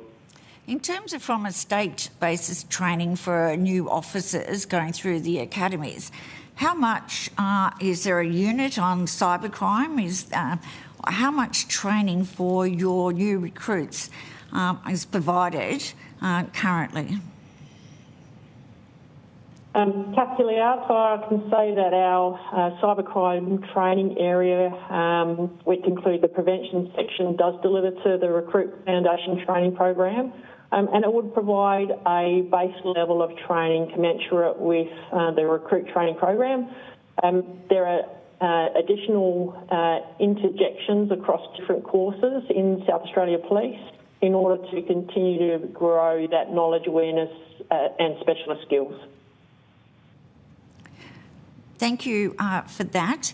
In terms of collaboration and sharing of materials, as I acknowledge, there has been a huge shift from my limited experience over many years on this committee to see states and the federal police sharing of information, ACIC, but I suspect that there is always going to be the majority of data are available, but there's always going to be some that is quite restricted. I just wanted your views as to whether or not you actually think that you should have access to any and all data, no matter at what level of a security threat that is. Mark Hubbard, one I suppose issue would be privacy. So if you're wanting data from tech companies, I think one thing that we would have to be able to overcome would be the privacy of those platform users. At the moment, that is obviously a major hindrance in law enforcement accessing information of potential threat actors, would be just simply getting the details of those people. Gordon Fairman from Western Australia. One of the challenges I see at the moment by having a federal coordination of information sharing is that each of the jurisdictions are providing the information to a central point, which then disseminates it, which is slow. Access to all information by all of the jurisdictions in real time is what's required. Yeah, Troy Picullis from Queensland, I echo that. We see it quite successfully under our national working groups. I'm the chair of Task Force Morpheus, which is for outlaw motorcycle gangs. We have national working groups under the SOC arrangement for illicit firearms, drugs, cyber, title exploitation. It works quite successfully under those umbrellas. So, yeah, to extrapolate it out to a wider model as the senators proposed, I think we've seen it work at that level. So I can't see any impediment as to what we would certainly advocate for that. Thank you for that. Now, we've briefly touched on the impact of youth being coerced or, selling their services to criminal gangs. In terms of some of the information that we've seen as a committee, there are some horrendous crimes that have been and are being committed by youth that have been either groomed, coerced in various chat rooms to go out and commit these crimes. Have each of the states had this experience, and can you give us either some case studies now or take it on board? Because I'm not really sure that the Australian community are actually aware of the extent of the use of young people either being exploited or being used to commit some really heinous, serious crimes.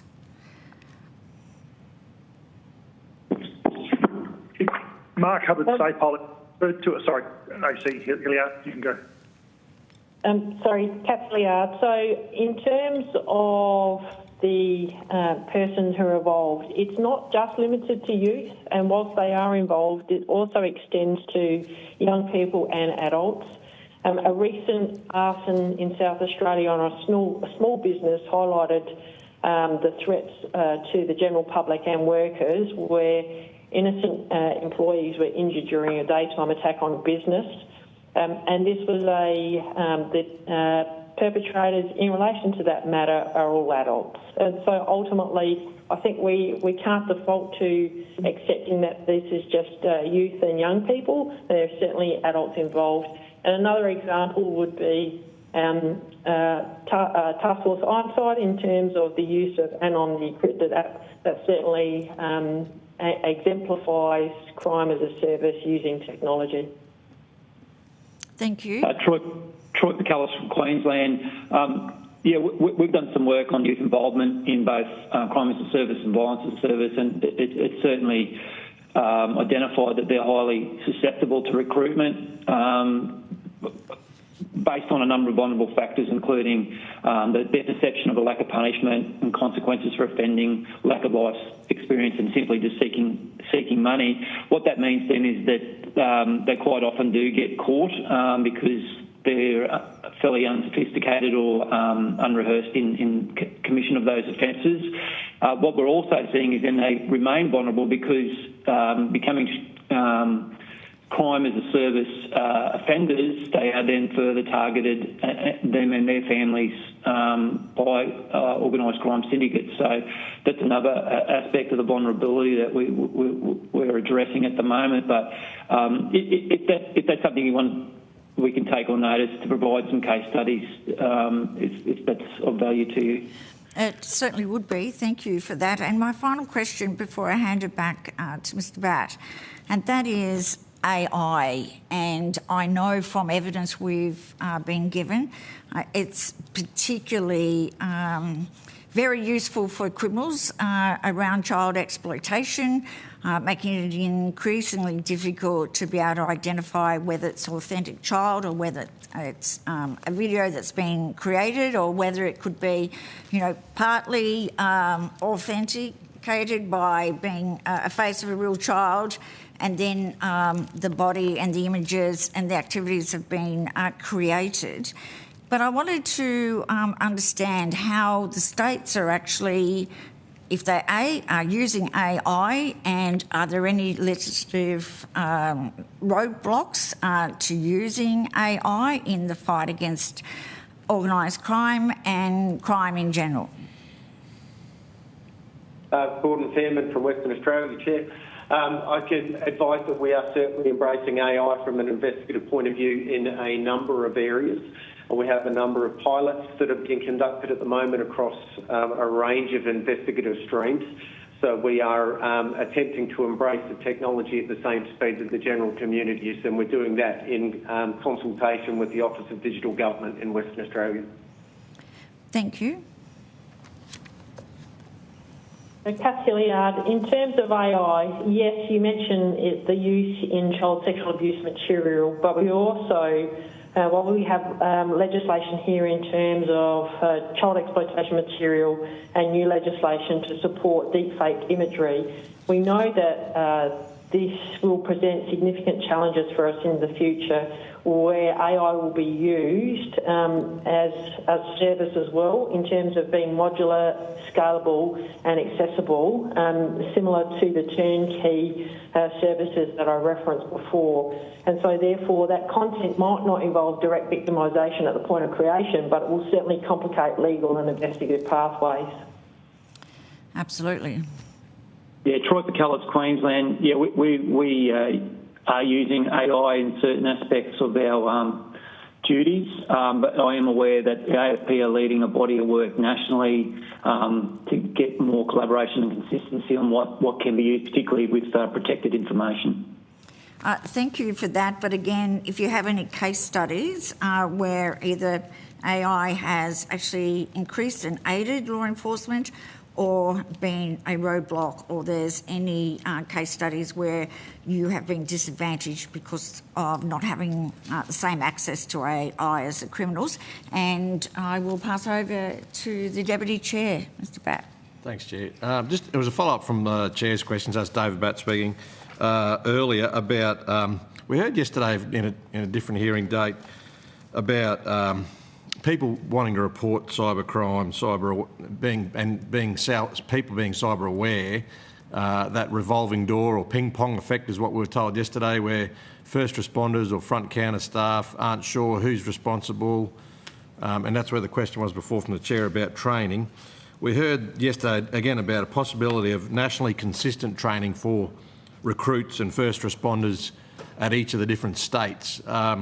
South Australia mentioned there that you do some cyber awareness training, but I wanted to just check with WA and Queensland if you do or not, and all your thoughts on having a same package for all of your recruits / first responders in that area. Gordon Fairman from Western Australia here. In the same way that the other jurisdictions do, we have awareness training and some training at recruit level. It is very basic. Because at that point we are placing a lot of information and training into recruits, but there is then ongoing training for detectives when they enter the investigative streams as well, which becomes more sophisticated. I think there would be some value in standardised packages being available to the states to use, but I come back to one of my original points was the majority of the offences committed in this space are state-based offences, and therefore would need to be specific to the legislation in each jurisdiction. Yep. And Troy? Troy Picallis, Queensland. Similar to Western Australia, we have a base level product that's delivered to our officers for awareness. There's an online product that all officers can access to enhance their understanding of it and provide advice to the community.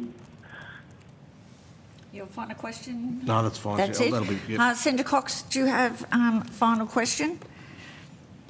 No, I'm good, thank you, Chair. Okay, well, thank you again for the submissions and for appearing on and off through the course of this morning. Really do want to thank you and your officers and commend you for the work that you're doing. And we will just stand for a short break until we get our next witnesses. So thank you very much. Thanks, everyone. Thank you.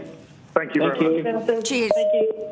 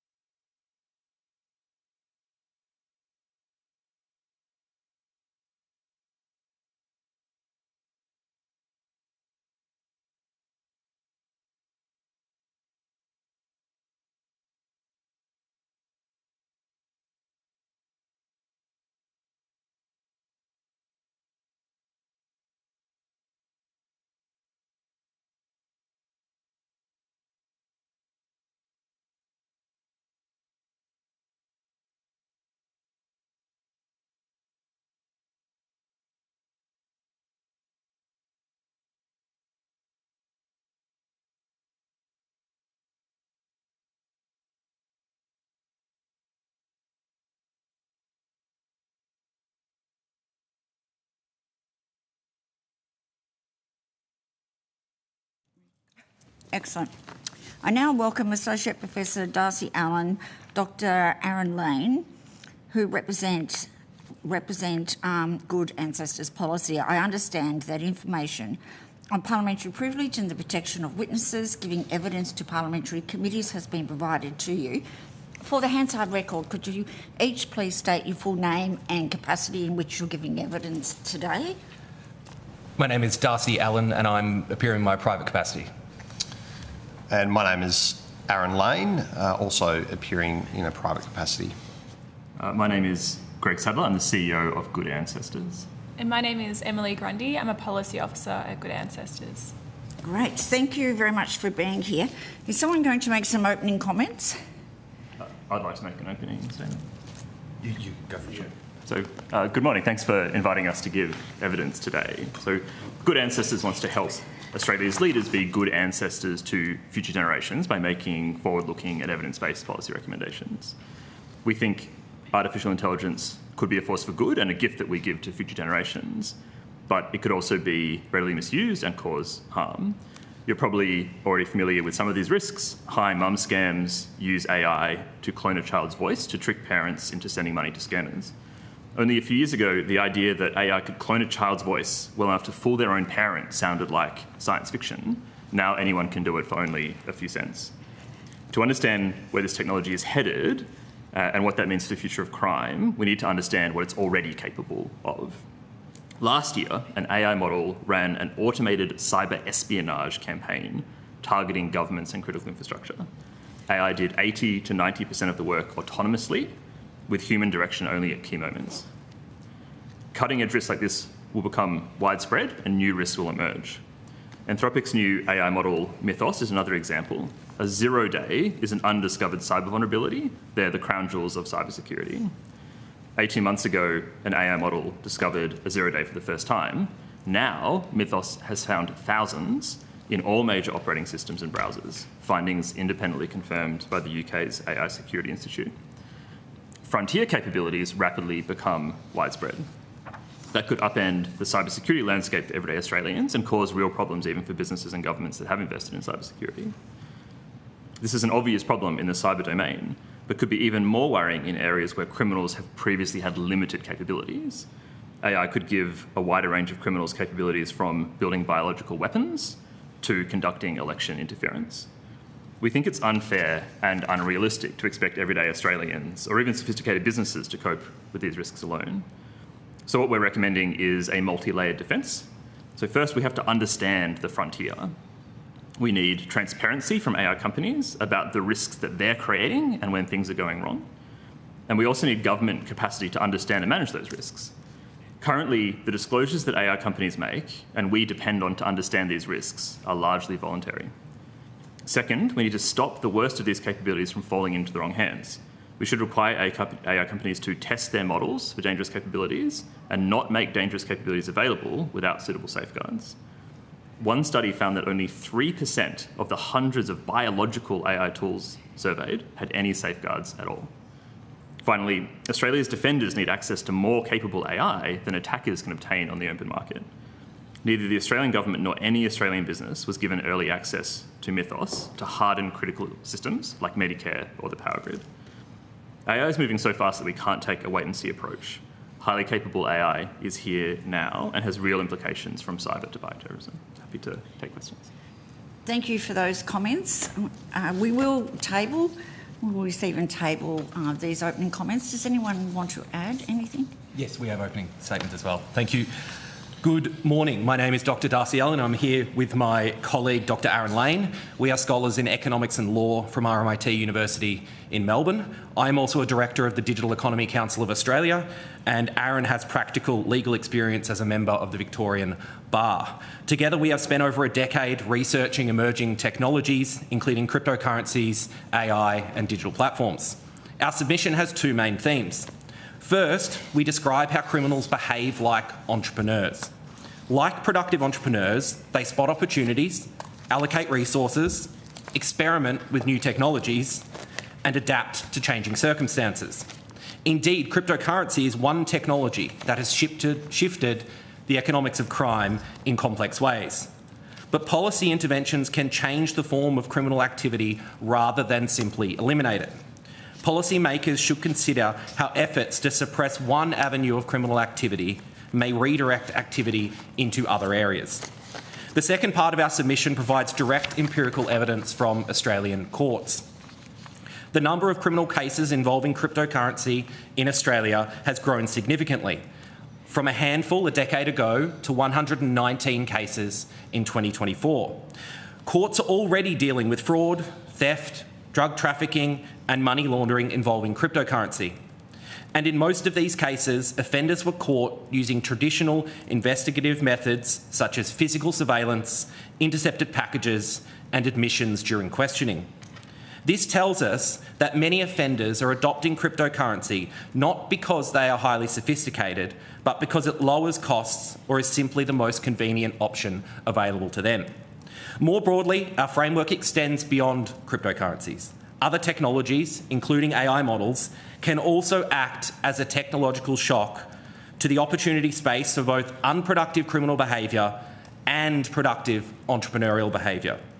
Effective responses to this will require not just public enforcement, but also new types of private governance. We welcome any questions that the committee may have regarding our submission. Thank you.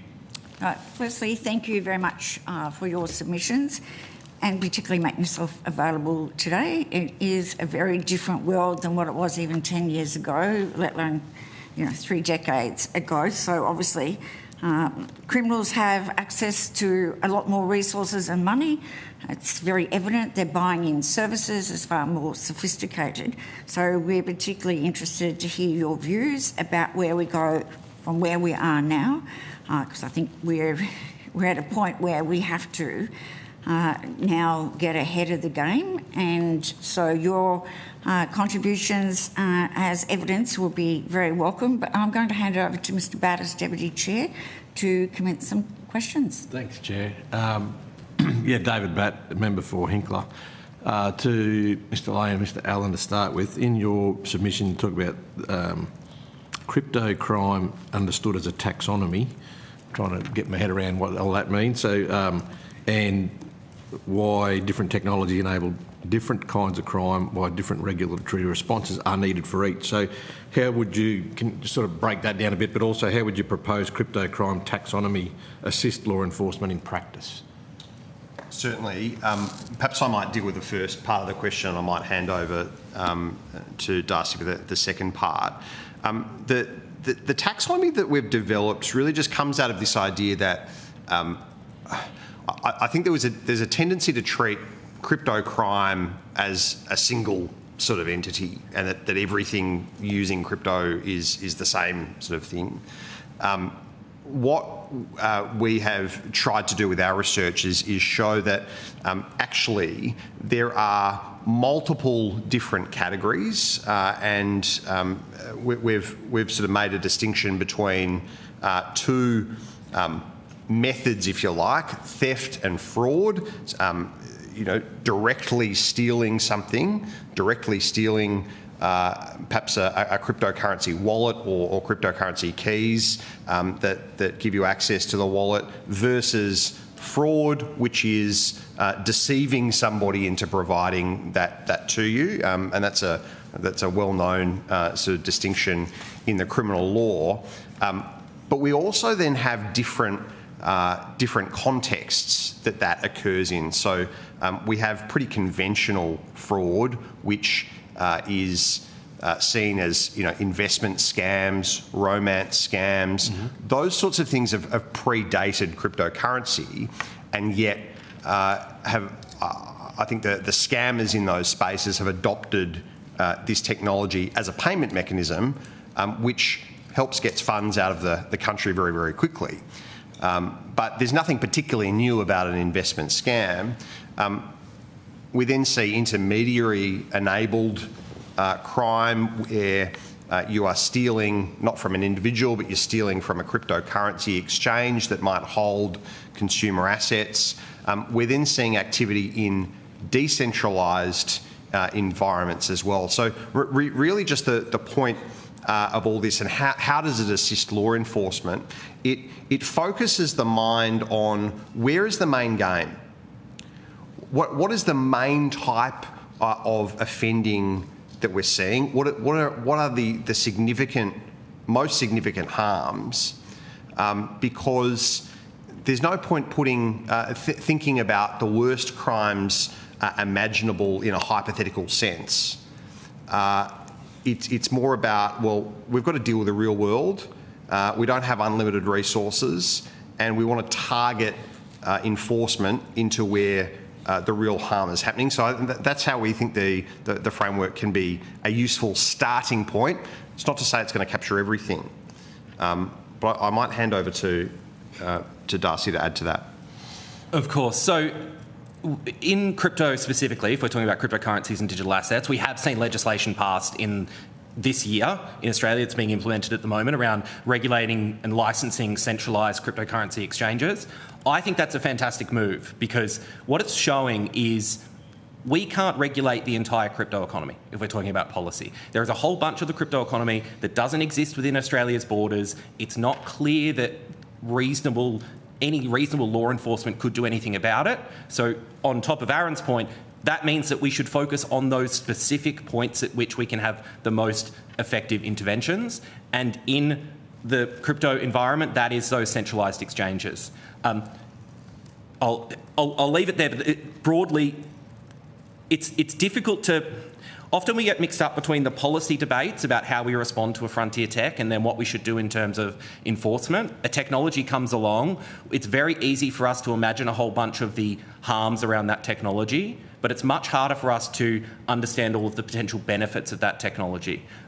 We've seen crypto legislation after about 10 years now of thinking about it. I think we're very early in the AI space and we're seeing it move very rapidly. I think having and putting resources into more adaptive enforcement and looking at crimes in practice rather than trying to predict where the technology is going to go. Yeah. All right. And to yourselves again, on your submission about implies poorly designed interventions can make things harder for law enforcement by pushing criminals towards harder to detect methods. Have you got any examples in an Australian context how that's happened, and have you got any solutions on how to fix that? Yeah. Thank you. It's a good question, and I think the place to start is really thinking about if we think about the intermediary enabled crime, if we regulate and say we can't use cryptocurrency in Australia at all, I think the point is that it's not that people are not going to use it. To Darcy's point, it will strip out some of the benefits. Well, a lot of the benefits from that. We have seen jurisdictions around the world, it's not a hypothetical, we have seen jurisdictions around the world say, we're just going to flat out ban it, we don't understand it, we're going to ban this technology until we can make it safe. Now, similar conversations are happening with AI at the moment, that, well, there are all these harms, we need to stop development until we can make it safe. Those conversations have been occurring as well. But what it can do is push people out of a space where there's a beneficial economic exchange. So if you're in a country that has banned this technology, all of a sudden you've pushed people in the crypto industry into a grey or a dark market, and all of a sudden, rather than servicing real consumers, everyday consumers, they're now having to pivot their business model and start servicing whether it's money laundering, whether it's crime, other crime syndicates, whether it's drug dealing, and so on. And so I think there's a, I think that's the risk of that approach. Yep. Righto. Very good. I've got one more for. I'll go with the good ancestors policy. Just to go to AI Act. You recommend about an AI Act model partly on the EU AI Act. There's some criticisms about the EU Act being a bit slow to implement, complex, etc. What lessons can Australia draw from the EU experience to avoid those pitfalls? Great question. So in our submission, we recommended an AI Act, and importantly, what we were recommending is targeted AI-specific legislation to fill the gaps that existing regulators are not already filling. So you might have seen at the end of last year, we had the National AI Plan that was published, and in that, the government signalled it probably wasn't pursuing a whole-of-economy AI Act, in part, I think, because of perhaps it seems too complex, perhaps it might overreach, maybe there are quite a bit of criticism about the EU AI Act. We think that's reasonable, and we think that with many AI risks, existing regulators are fit to handle those risks in those domains. We do think that there are some specific risks which existing regulators aren't well placed to handle, and that's where we think it warrants new AI-specific legislation. So to provide a couple of examples, and these examples you can see reflected in the EU AI Act, you can also see it reflected in places like California and New York, even emerging economies like Vietnam. The first thing that we would recommend is around transparency.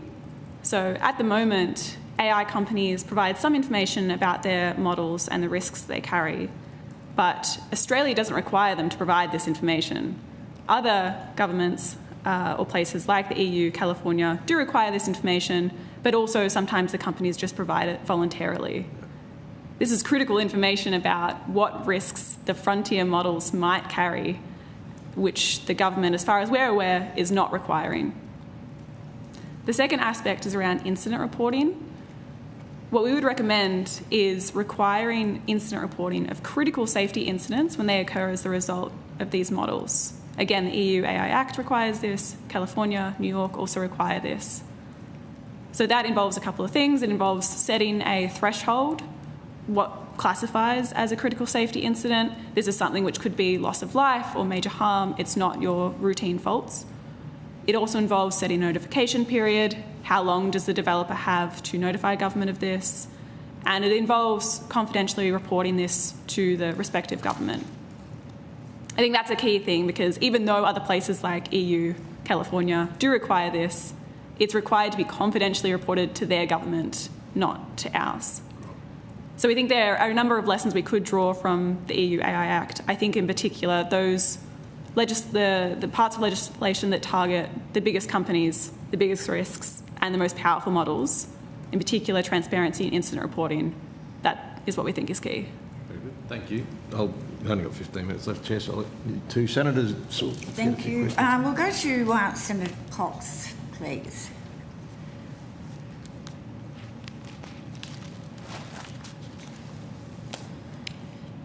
Are you there, Senator Cox? Otherwise...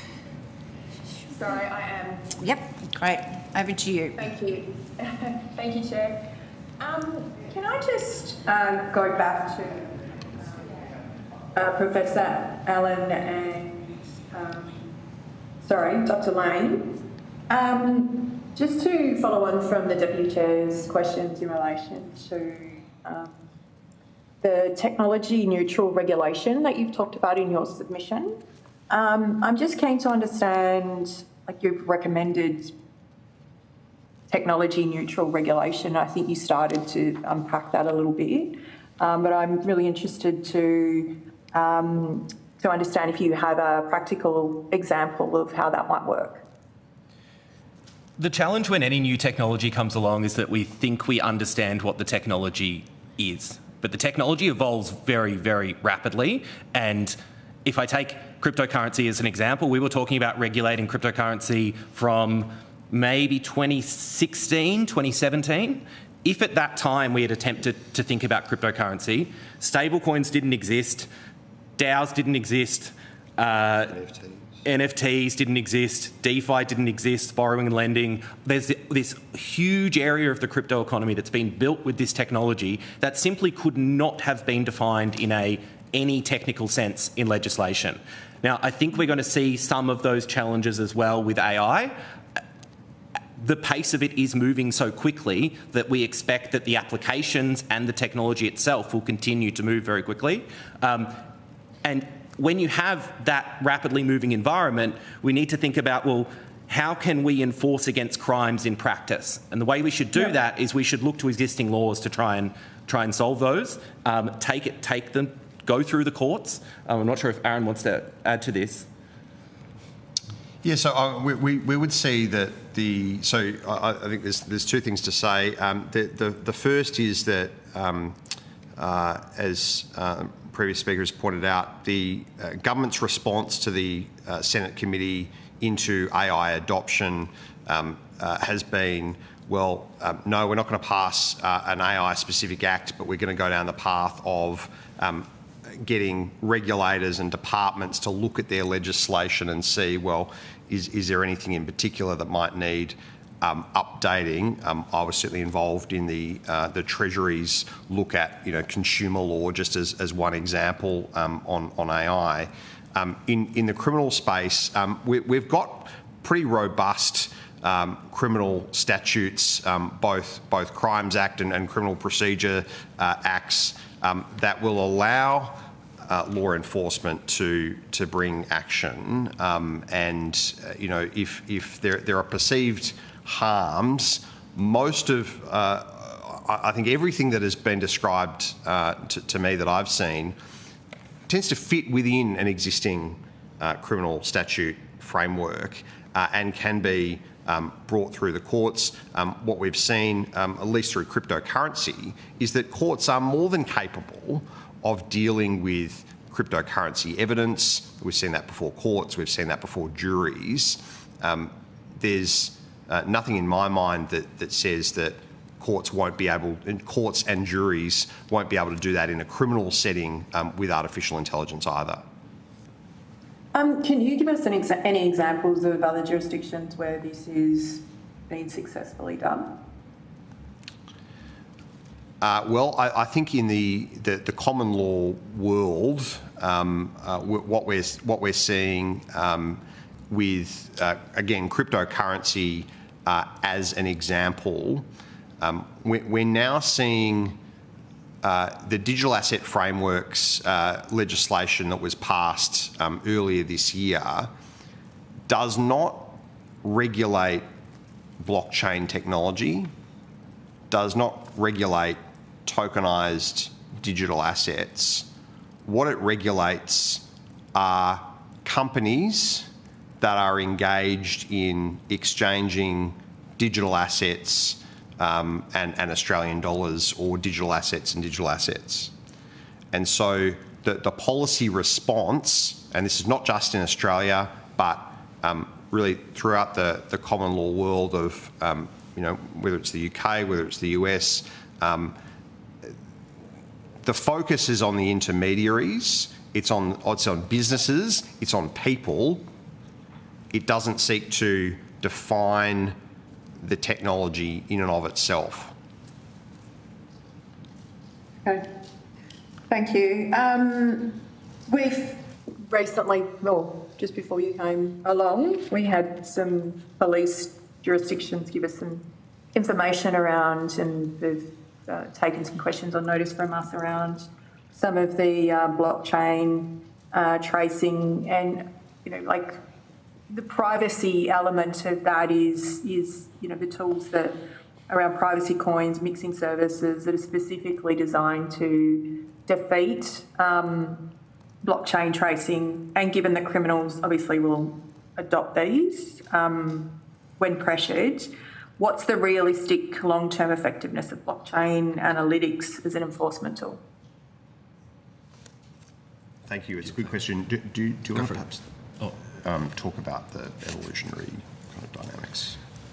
So we have this process, and this is the basis of our submission, that the criminals will continue to adapt, right? So as you shut down various parts of the ecosystem, the criminals will adapt, and they will be pushed further and further away from our regulated system. And I expect that we would see that over time, which is a challenge, but we also have to regulate in the context of the reality of what we can achieve. It's not clear to me what a single jurisdiction in the world could do about decentralised mixing services. I don't understand how, I don't know anywhere that that's been successfully regulated, because the criminals are acting globally. These are decentralised networks that are effectively impossible to shut down.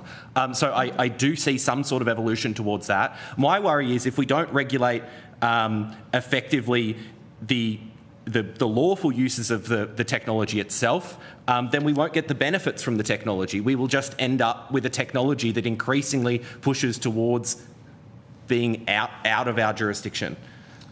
I think... Sorry, yeah, Senator. Sorry, you go.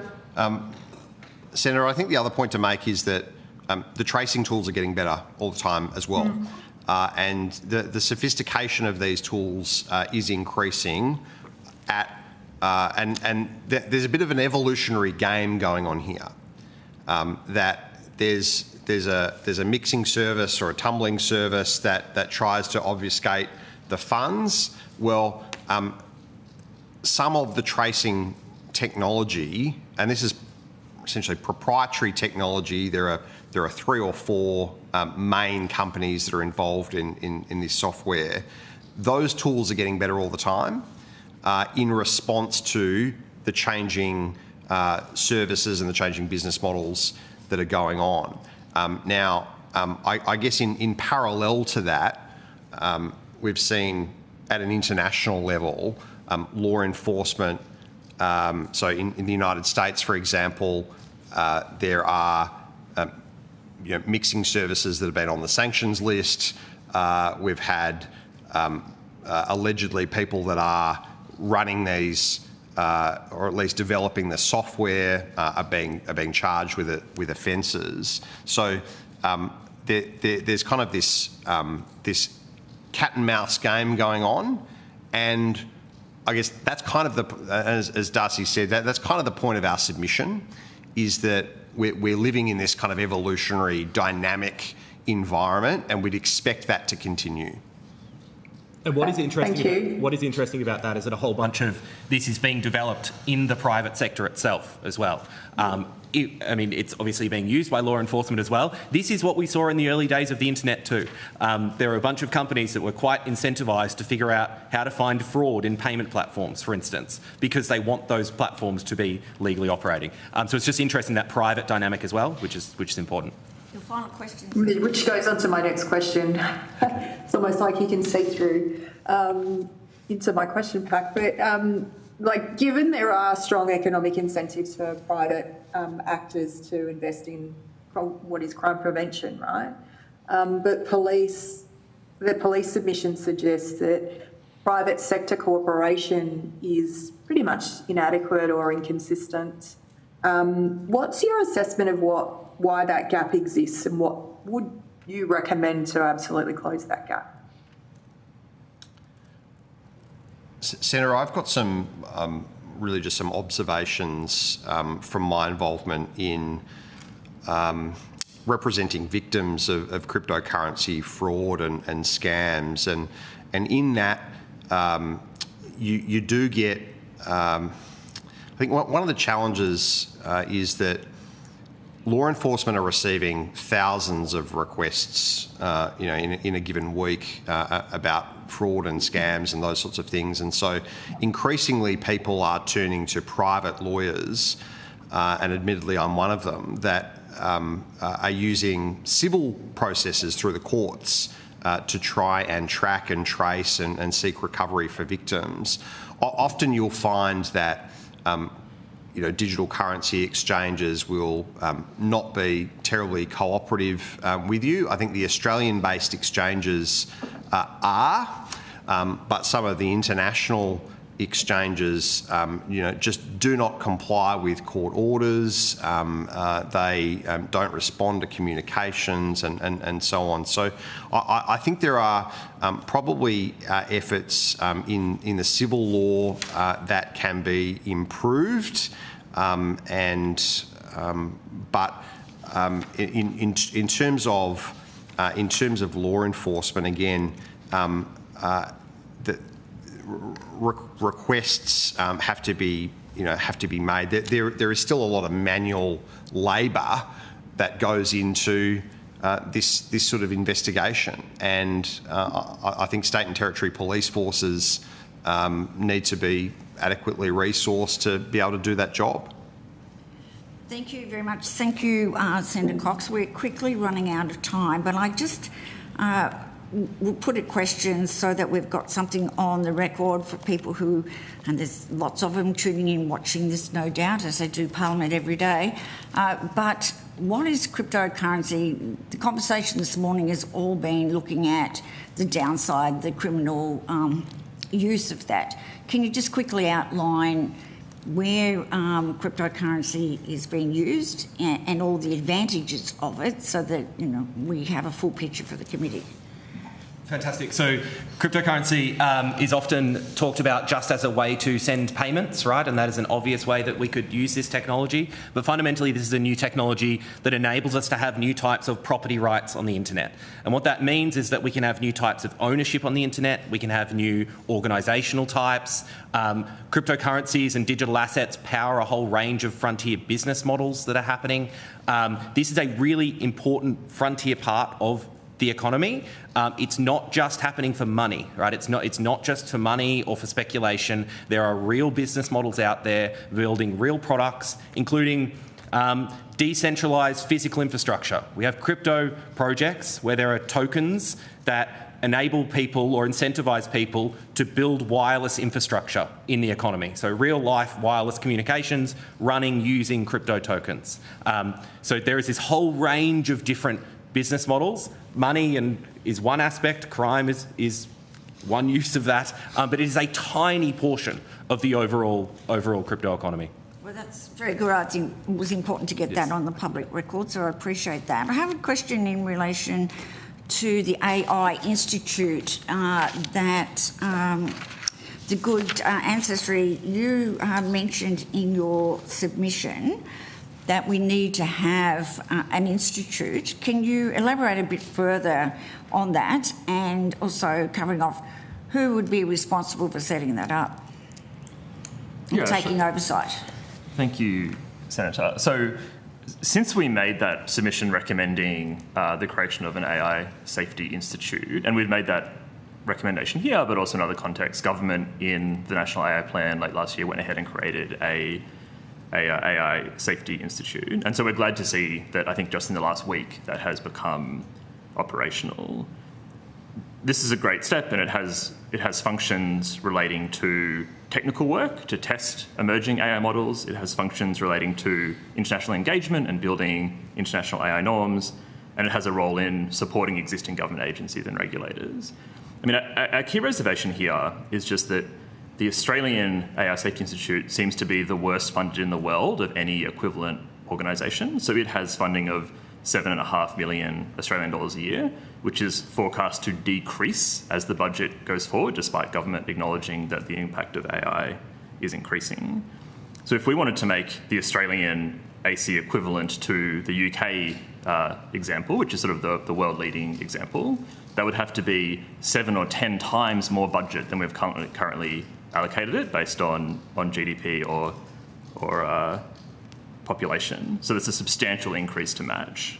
And that remit I was talking about for the AC, the Australian AI Safety Institute, is also perhaps the broadest in the world. So it's got that technical role, it's got the international engagement role, and this role of supporting agencies. So Australia has, I don't think there's a solid count, but like well over 100 agencies, regulators and departments that the AI Safety Institute is expected to support on $7.5 million a year. So there's a significant mismatch between this exceedingly broad scope and this exceedingly small budget. I mean, another point is that the AI Safety Institute is not a regulator, which is fine. It's appropriate that it's not a regulator, but it does mean, absent the support of a regulator, that it's missing a lot of the tools it would need to do its job. So Emily was talking about the need for disclosure of information, so what capabilities do models have? So if they can't benefit from someone who can disclosure, it makes it harder for them to do their work.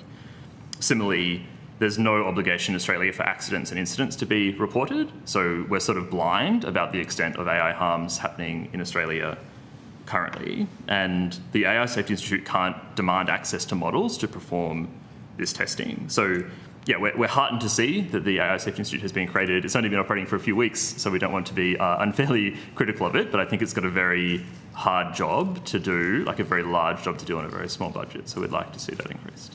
No, I do appreciate that. Unfortunately, we're out of time, but there may be further questions that we'll put on notice to you. So if there's anything else that you deem important after today's hearing, then we need to have those in by the 3rd of July. But we thank you very much and appreciate your time.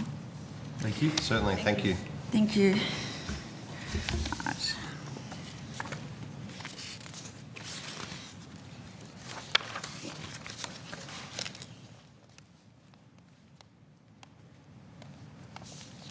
We got our next people ready to go. Yes, they're on already. Great. And so far, so good with the IC. Yes, that's good. Let's hope we're back on track now. So, great.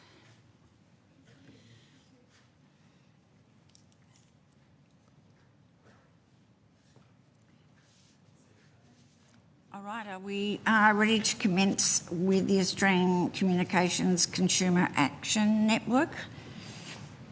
I now welcome representatives from the Australian Communications... Coinbase, because we've reversed it. Oh, sorry. They've changed the program already. Just because we've reversed these two. So now we're up to Coinbase. We just have... Coinbase, right. Sorry about that. I'll find my statement. Okay. I now welcome representatives from Coinbase via video conference, and I understand that information on parliamentary privilege and the protection of witnesses giving evidence to parliamentary committees has been provided to you. For the Hansard record, could you please state your full names and capacity in which you appear today? And I do know that you are from Coinbase, so apologies for that introduction. So if you could identify yourselves, and then I'll give you an opportunity to have some opening comments before we go to questions. Good afternoon, John O'Loughlin, Regional Managing Director, APAC for Coinbase. Welcome. Good afternoon, Richard Ashbrook-Mott, Senior Manager on the Global Intelligence Team. Welcome to you. Hi, good afternoon, Chair. Katie Mitchell, Head of Asia Pacific and Middle East Policy at Coinbase. Great, thank you. Is someone like to give an opening statement? Yes, thank you, Chair. I will do that. Thank you, members of the committee and Chair, for the opportunity to appear before you today. I'm John O'Loughlin, as I've just stated, Coinbase Australia CEO and APAC Managing Director. I'm here with Richard and Katie. Richard has introduced himself, Senior Manager of our Global Intelligence Team, an investigation specialist, and Katie, our Head of APAC and Middle Eastern Policy. For those less familiar with our organisation, Coinbase was founded in 2012 with a simple idea that anyone, anywhere, should be able to send and receive digital currency easily and securely. We're publicly listed on the NASDAQ in the United States and provide services to millions of verified users across more than 100 countries. We operate locally as Coinbase Australia Pty Limited and are committed to contributing positively to the Australian economy. We're here not simply as a global company looking in from the outside, but as a participant in the Australian market with a real stake in its future. And we maintain multiple Australian venture investments.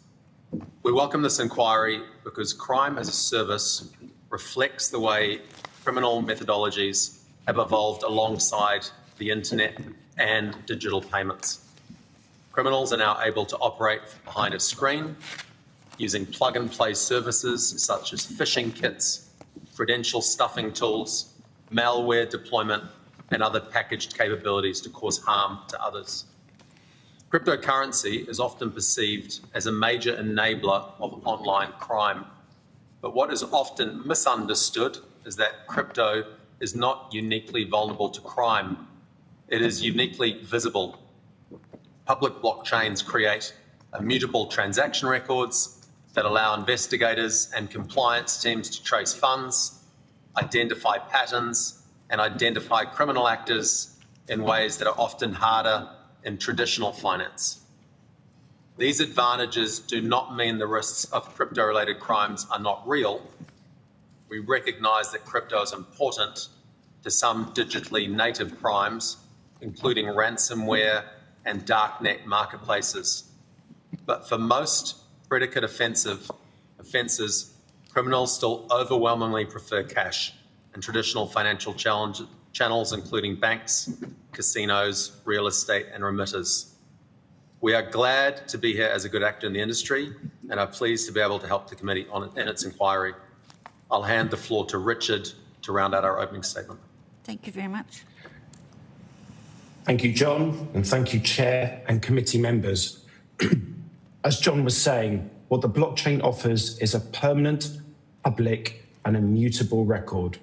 With the right tools and expertise, crypto investigators can track transactions in real time, cluster related activity, combine on-chain data with other intelligence sources, and move quickly on opportunities for disruption and/or recovery. Coinbase works with law enforcement globally. That includes Europol and Interpol. And we also assist Australian agencies. These include the South Australia Police, New South Wales, Queensland, and the Australian Federal Police, the AFP. For example, we supported UK law enforcement investigation into a large-scale impersonation fraud operation in which offenders posed as Coinbase support staff and also law enforcement officers, including individuals falsely claiming to represent the Australian Federal Police Force, in order to deceive victims into surrendering their cryptocurrency holdings. Analysis of data shared by UK law enforcement identified over 100 Australian Coinbase customers whose personal information had been recovered from suspect devices, with evidence indicating Australian users were an active target of the organised crime group at the time of the arrest. My team, Global Intelligence, applied protective measures across the full affected account population and produced a tailored intelligence report for the Australian Federal Police, engaging directly with AFP liaison officers in London to route the referral to the appropriate domestic counterparts for victim identification and outreach. We also provide education and training to support cryptocurrency and blockchain investigations. And if the committee is interested, I would be happy to discuss some of the cases in which Coinbase has teamed up with law enforcement to combat crime as a service. In our submission, we made some practical recommendations, some of which are implemented across different law enforcement agencies in Australia to an extent already. Australia should invest in specialist blockchain analysis skills, equip agencies with dedicated analytical tools, formalise public-private information sharing, and strengthen international cooperation. These will ensure that the traceability of the blockchain is matched by the agility of law enforcement. That is the central point we would leave with the committee. Crypto can be used by criminals, but it also materially can strengthen law enforcement capability if Australia chooses to invest in the tools, partnerships, and operation models needed to exploit its visibility. Thank you. Thank you. And on behalf of the committee, Richard, you obviously are very dedicated to be joining us at some ungodly hour of where you are now, so we do appreciate that. I will take up the offer that you made in terms of if you could elaborate for the committee the type of experience that your organisation has had working with law enforcement, both within Australia and internationally. Yeah, so one example that I'll give now is around Tycoon 2FA. So this was in partnership with Microsoft's Digital Crimes Unit, who identified that service, and it's a phishing as a service platform which enables criminals to bypass multi-factor authentication and harvest credentials at scale, and they sought our support. So my team used blockchain analysis to map Tycoon's entire payment infrastructure across several blockchains. And that resulted in the identification of over 30 controlled addresses that we could attribute to that criminal network. We recovered or identified just under $1 million in criminal proceeds being able to, obviously, controlled by that network. We could also attribute the primary operator of that service and also begin to identify a network of affiliates and customer accounts across multiple jurisdictions. We identified just over 2,000 Coinbase accounts, and those included 16 Australian accounts, which were at risk of compromise. We can then implement protective restrictions and apply them across the affected account population. We were also able to block over 2,000 addresses on our blockchains, to preventing funds from being realised by the criminals. So our analysis, in effect, directly supported Microsoft's civil action and court-ordered domain seizures that took Tycoon's control panels offline. And it also underpinned 12 law enforcement referrals targeting the operator, affiliates, and customers. And that was globally, so across the UK, Canada, the US, and South Africa. So that's just one particular example. Thank you for that. That was very helpful. I was wondering if you could talk us through the level of support that you have in Australia and how many transactions are generally made, on a daily basis, and how the cryptocurrency exchange operates here in Australia. I'm happy to address some of those questions, Chair. We have a local operation that has been registered with AUSTRAC since 2022, and more recently have moved under a new regime under ASIC with the granting of an AFSL some months ago. We have responsible managers, compliance working groups, all of the oversight and compliance and trust functions that exist in traditional finance under the AFSL regime. We don't disclose transaction numbers and volumes of our business. We don't strip out international revenues per se, but it's a significant number of transactions. We have hundreds of thousands of customers in Australia, and we're a top player in the market. All of those transactions are effectively using the same institutional grade security and infrastructure that the likes of BlackRock or AMP, for example, use in our institutional custodial services. And we're quite humbled and proud of the technology and infrastructure that we've developed that is best in class. We can share a large amount of this detail with you. A lot of it is disclosed for our AFSL application, and we have had a number of working groups with Treasury and ASIC on very deep technical domain expertise around how this infrastructure and exchange operates.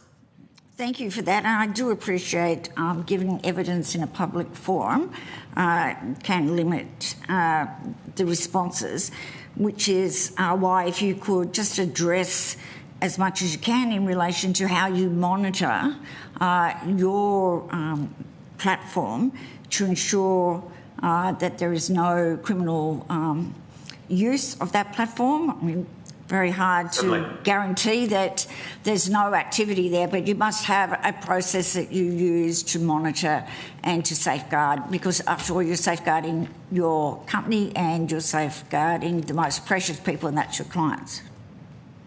Yes, certainly. Let me talk to the broad overview of how that happens on a commercial level as we onboard customers. And so we have a KYC and AML process that is as robust as the Australian banks, as well as various two-factor authentication and a number of best-in-class technological guardrails that we have on a daily basis. We have a full compliance team that is submitting suspicious transaction reports and monitoring. And so we have a number of internal flags that are catching what we view to be suspicious transactions. We also have a number of internal frictions that we have developed over many years that ensure that certain transactions either get blocked or slowed while we look into them. I'll hand over to Richard to describe how that could happen when we look at what we call risk payments and then onto more serious matters.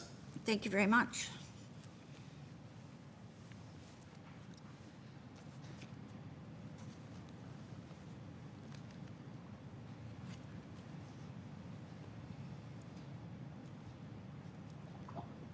Richard, can you hear us?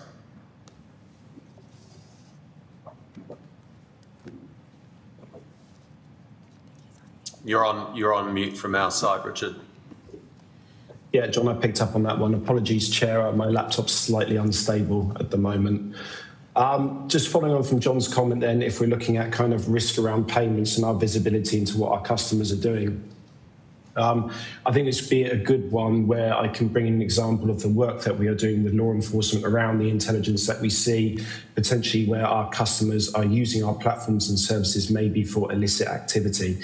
So with this, we can then potentially focus on customers that are interacting with darknet markets. We have that visibility through our vendors and our blockchain analytical tools to see where those clusters are, and we can see customers interacting with them. And here we've been working in partnership with the Australian law enforcement. So instead of just responding to law enforcement requests, our team has been proactively identifying targets of interest proactively and sharing that information with law enforcement. So again, Australian users, Australian Nexus, and we've been working closely with Australian law enforcement partners on a national and regional level to develop those targets into actionable intelligence for investigation and prosecution. So that collaboration has included sustained engagement with Queensland's Police Service and their cybercrime unit, which has been able to conduct raids with significant seizures following Coinbase's proactive sharing of intelligence about Australian users interacting with darknet markets. So that's just one example of how we can use our payment controls to identify account holders potentially abusing our products and services. Thank you. You partly answered my final question before I hand the call over to the Deputy Chair, but in relation to your experience working with South Australia, New South Wales, Queensland Police and other state law enforcement, as well as the Australian Federal Police, how many times have you been involved in supporting law enforcement to combat this type of serious crime? And, you know, how much time did that take of the company? And also, have you got any information in relation to the results of those investigations you can share with us? And after this, I'll hand it over to the Deputy Chair. Thank you, Chair. For specific figures, we probably would have to take that on notice. But in terms of my team, we are working with global law enforcement partners daily. So that's just not responding to their subpoena requests, that's being proactive with them. So to quantify it, again, we're a global exchange. My team does this daily.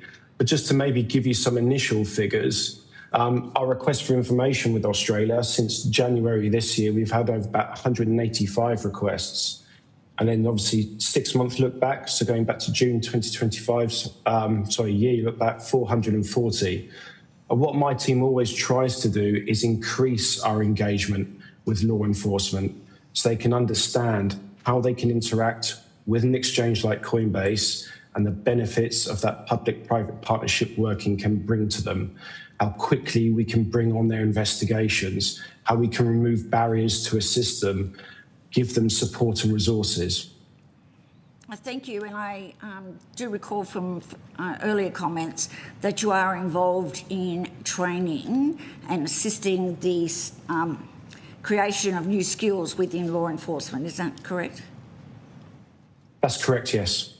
Thank you very much. Deputy Chair. We've held in-person sessions in Surrey Hills and Sydney at AFP headquarters with a number of state police present. We continue to do that in a number of jurisdictions. I would say and commend the AFP on their joint cybercrime unit in Surrey Hills. It brings together members of the big four banks and leading exchanges, and it's one of the world's leading corporations of this type, and we look forward to doing more of that in the future. Well, thank you for those comments. And Deputy Chair, you have the call. Thanks, Chair. Just to continue just on that, about the training with AFP and other police services, do you also provide training to other government agencies in Australia? Yes, we've... You go, Richard. Sorry, John. Yes, in particular, AUSTRAC, we have a very good relationship. So again, we've assisted their investigations team. They previously used to run a lunch and learn session. So again, we've participated in that. And again, it just is to get them familiar with our brand, how we work, and also kind of like understand what they are seeing. It helps better equip ourselves as a business to understand the challenges that they are facing and how we can potentially begin to unlock certain things for them. Also had a number of multiple deep dive sessions with Treasury, with ASIC, with the Reserve Bank, and the Attorney General's Office on some of the most complicated and complex elements of digital assets and the infrastructure around it. Yep, that's what. Thank you very much for answering that. Just in general terms, just go back to as a cryptocurrency exchange, how many are there in Australia? Are you aware, as well as yourselves? Is it many? Yeah, certainly. That's been covered a lot in the approach to the recent digital asset legislation, and as we move into the AFSL regime. AUSTRAC had registered over 400 various forms of brokers and exchanges and businesses that were offering access to cryptocurrencies since it took on registrations. Over that time, and as we approach, so 400 registered, as we approach the AFSL regime, we expect numbers to drop significantly because of the compliance cost and effectively the burden around that. Large numbers or a large proportion of that 400 just will not be able to comply, and they will not likely be approved a license, an AFSL from ASIC. Yep. So this is really what we were asking for over the last 4 years. This draft legislation, these guardrails, this guidance from a legal framework, we would like to be regulated and come under ASIC. And in that environment, we're going to have a much safer, secure, more well understood industry.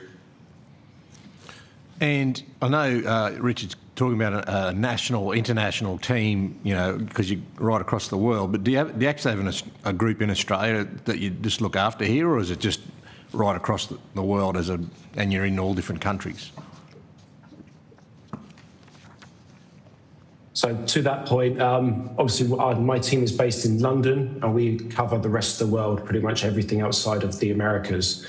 However, I have 2 dedicated staff members that are liaison for Australian law enforcement. Right. So they have key points of contact here at Coinbase that they can come into. And obviously those 2 investigators are familiar with the challenges that Australia are facing and how we can better support law enforcement and their partners. Deputy Chair, I would also kind of double click on the point we recruit and take a lot of pride in having what we call top talent. Less than 1% of applicants make it through the kind of recruitment and HR process at Coinbase. We're very humbled to take the brightest and the best from leading Australian banks, from the bureaucracy and leading technocrats and people from government, and have a very strong team on the ground here.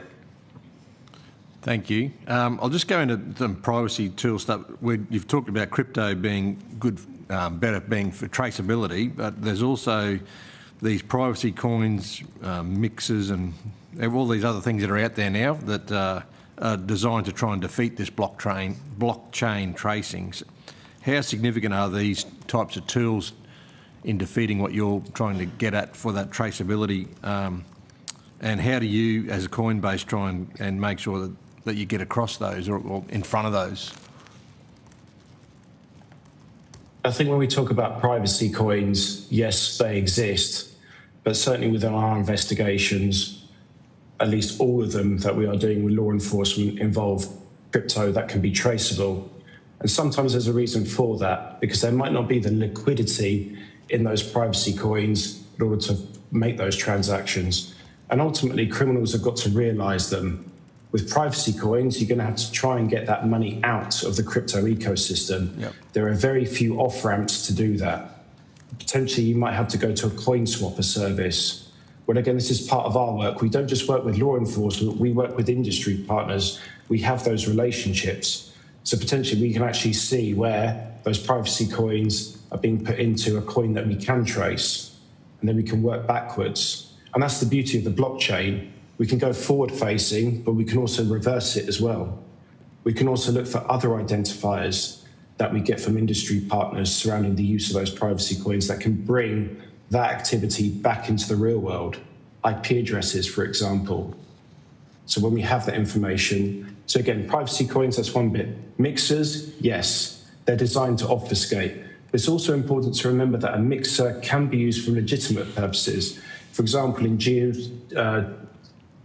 jurisdictions where there could be human rights issues, so that could be a legitimate purpose. But again, with a mixer, you have to understand how it works.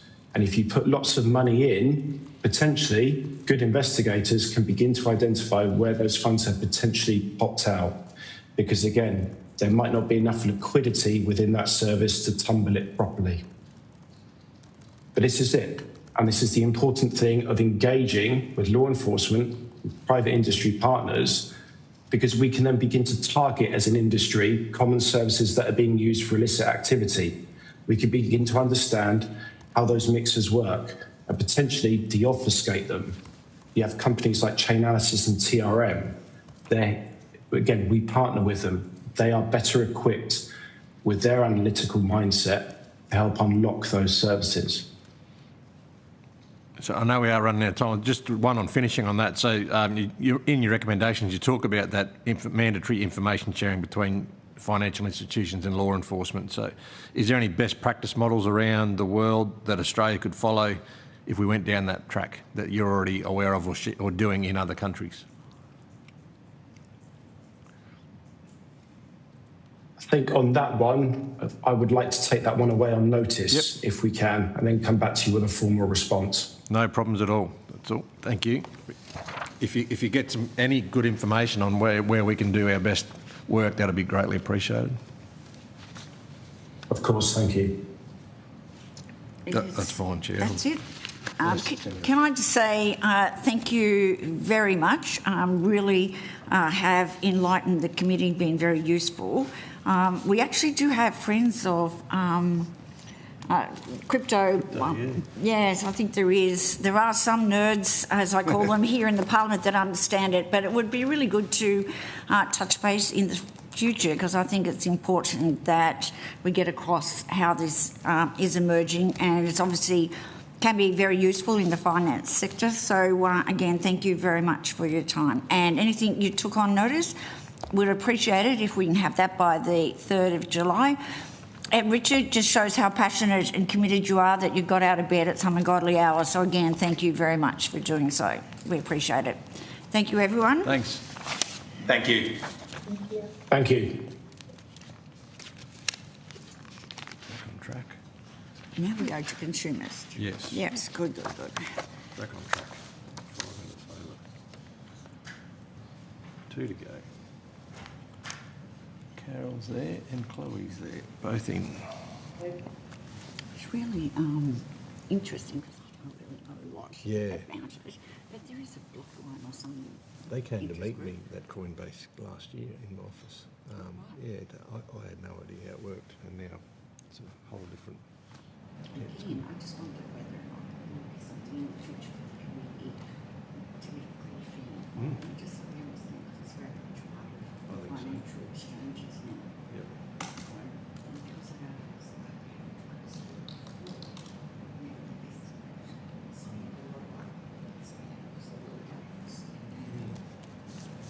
Okay.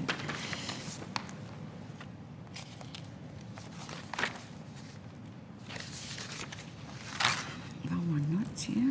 Okay. We're ready to go. Good afternoon. I now welcome representatives from the Australian Communications Consumer Action Network via video conference. I understand that information on parliamentary privilege and protection of witness giving evidence to parliamentary committees has been provided to you.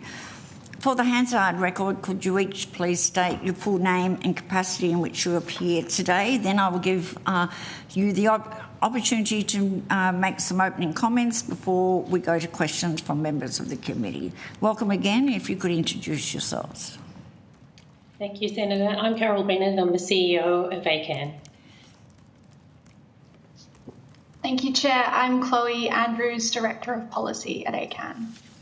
Thank you. It's very nice to see you again, a very different role. So we have crossed paths many times in other committees. So interested if you would like to make opening comments. Yes, thank you, Chair, and thank you to the committee for the opportunity to appear here today. ACAN is the peak national consumer advocacy organisation for communications. So we advocate for trusted, accessible, affordable and reliable communications and digital services. In October 2025, ACAN provided a submission to this committee highlighting the enormous impact of scams on Australian consumers and the significant financial as well as non-financial losses that continue to stem from this kind of criminal activity, and the high levels of sophistication and the organisation that is evident in scam activity all around the world. Since then, scam losses in Australia have worsened. The latest Targeting Scams report from the ACCC shows that Australians lost $2.2 billion to scammers last year. That's an increase of nearly 8% on the previous year. Scam methods are constantly evolving and they're becoming more targeted and more sophisticated. Scammers continue to use text and phone calls to contact Australians and are also increasingly using websites, digital platforms and social media to draw consumers into scams and to steal their money. AI is, of course, increasingly being used to make scams more believable, more effective and more targeted. The financial and non-financial impacts of losing money to a scam can be life-changing and utterly devastating. But regulatory responses are currently limited and piecemeal.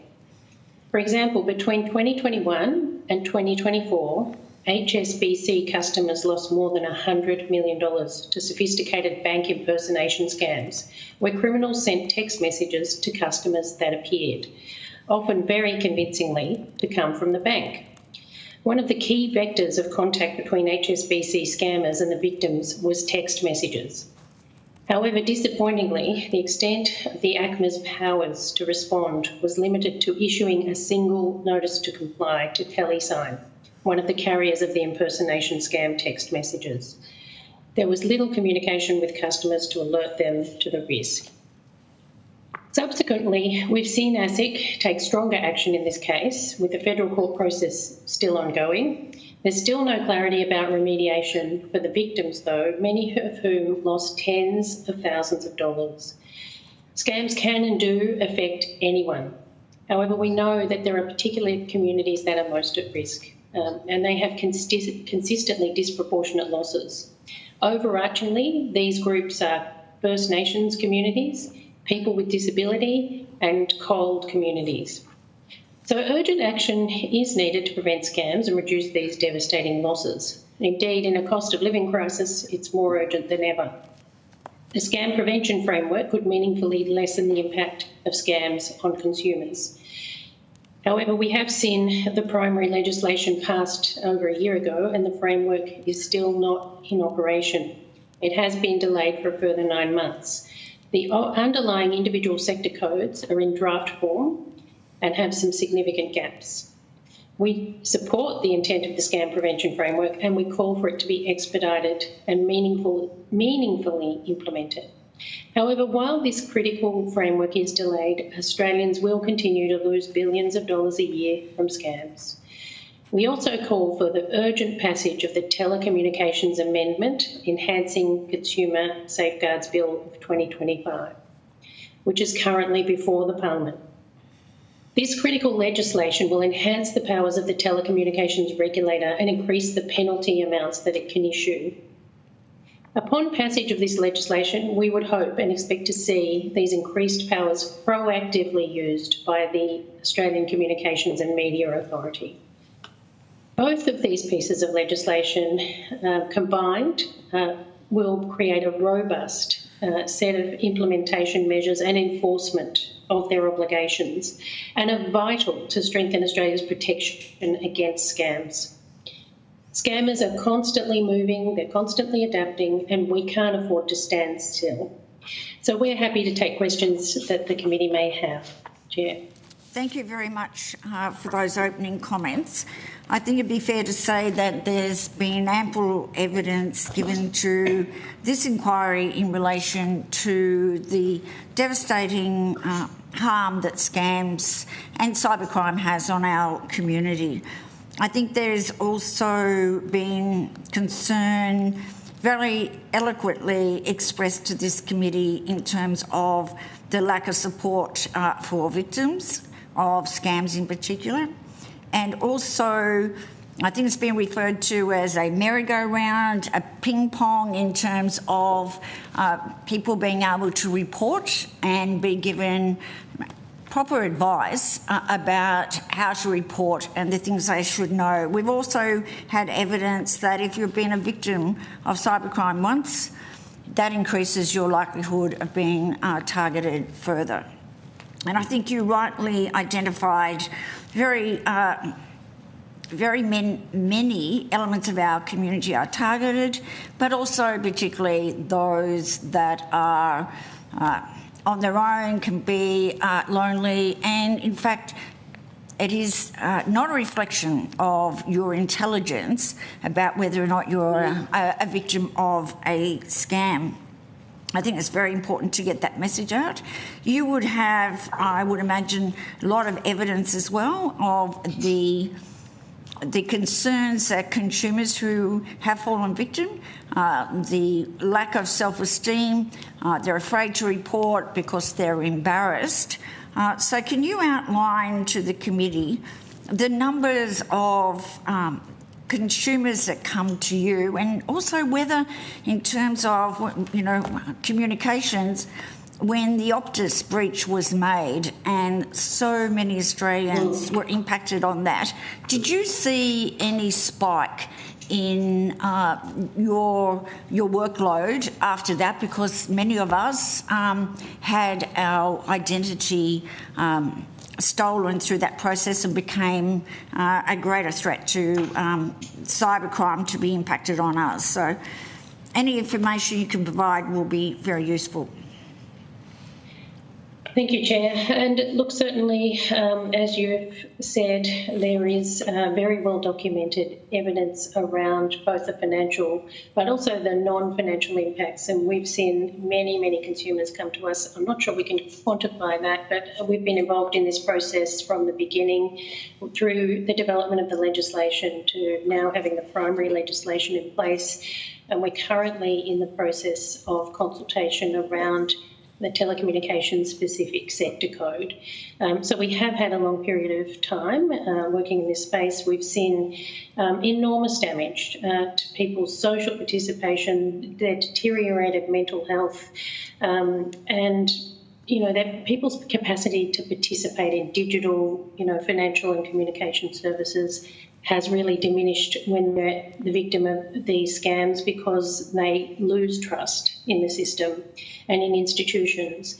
And you're quite right in suggesting that this does prey on vulnerability. It certainly does. However, and 80% of people who experience, one scam are likely to experience another type. So that's definitely a factor.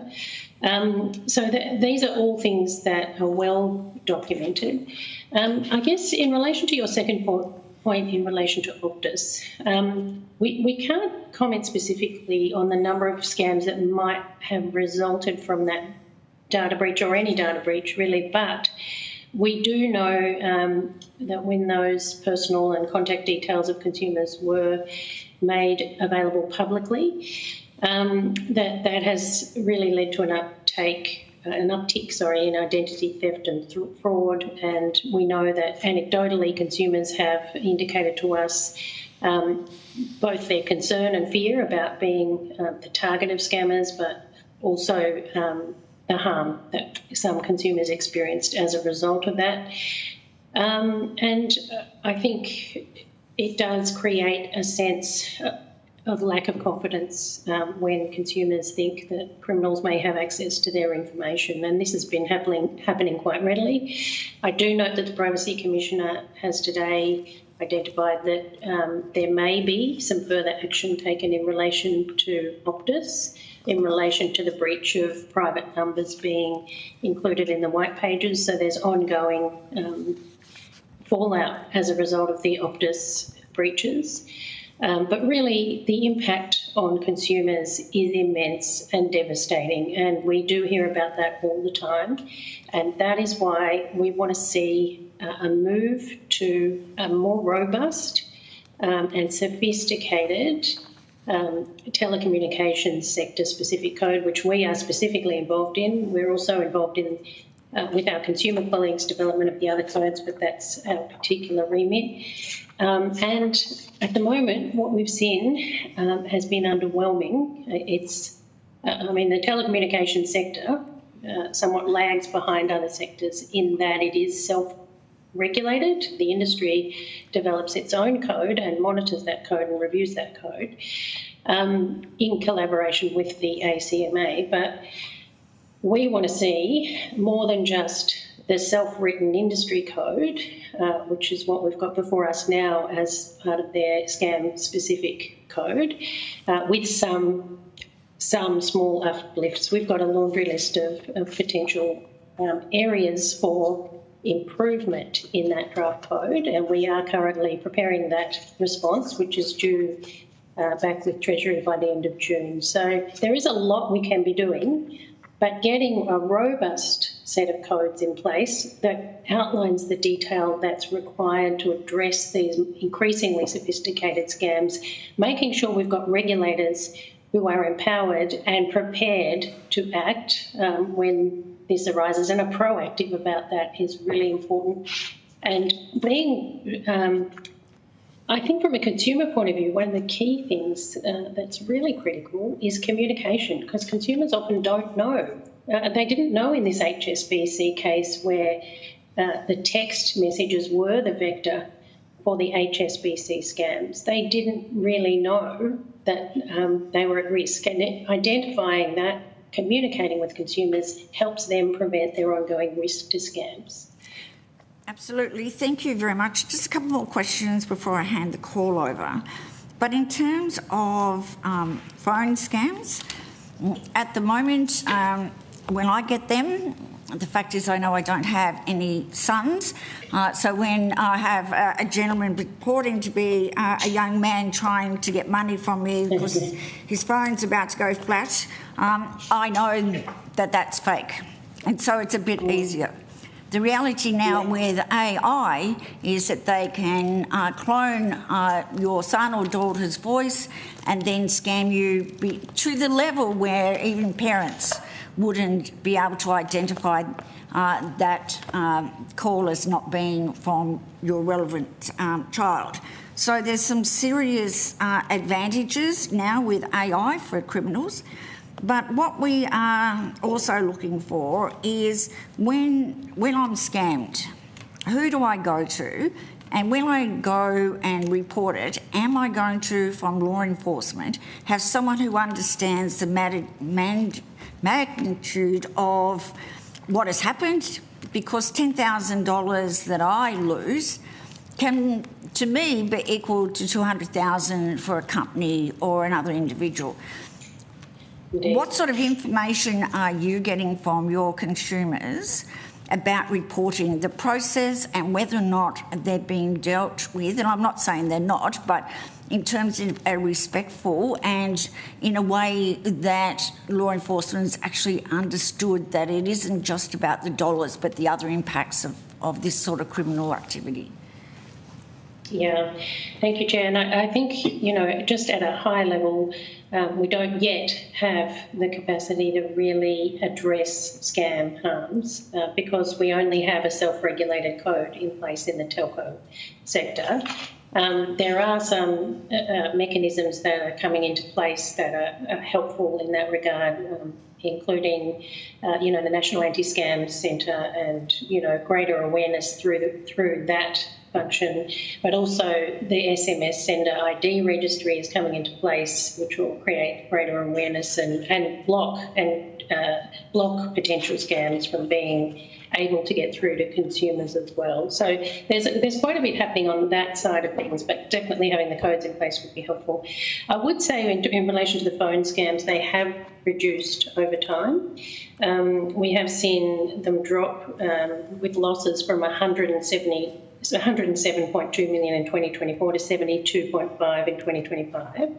But what we have seen is that the numbers dropped, but they have been higher losses, which might go to your point that AI involvement and the increasing sophistication of those types of phone scams is meaning that people are losing greater amounts of money. Text messages, I would say, have risen, though, quite substantially from 14 to 18 million. So, there seems to be more sophistication happening on that side of the equation. In terms of reporting, I might ask Chloe to talk specifically about that issue. Thank you. Yeah.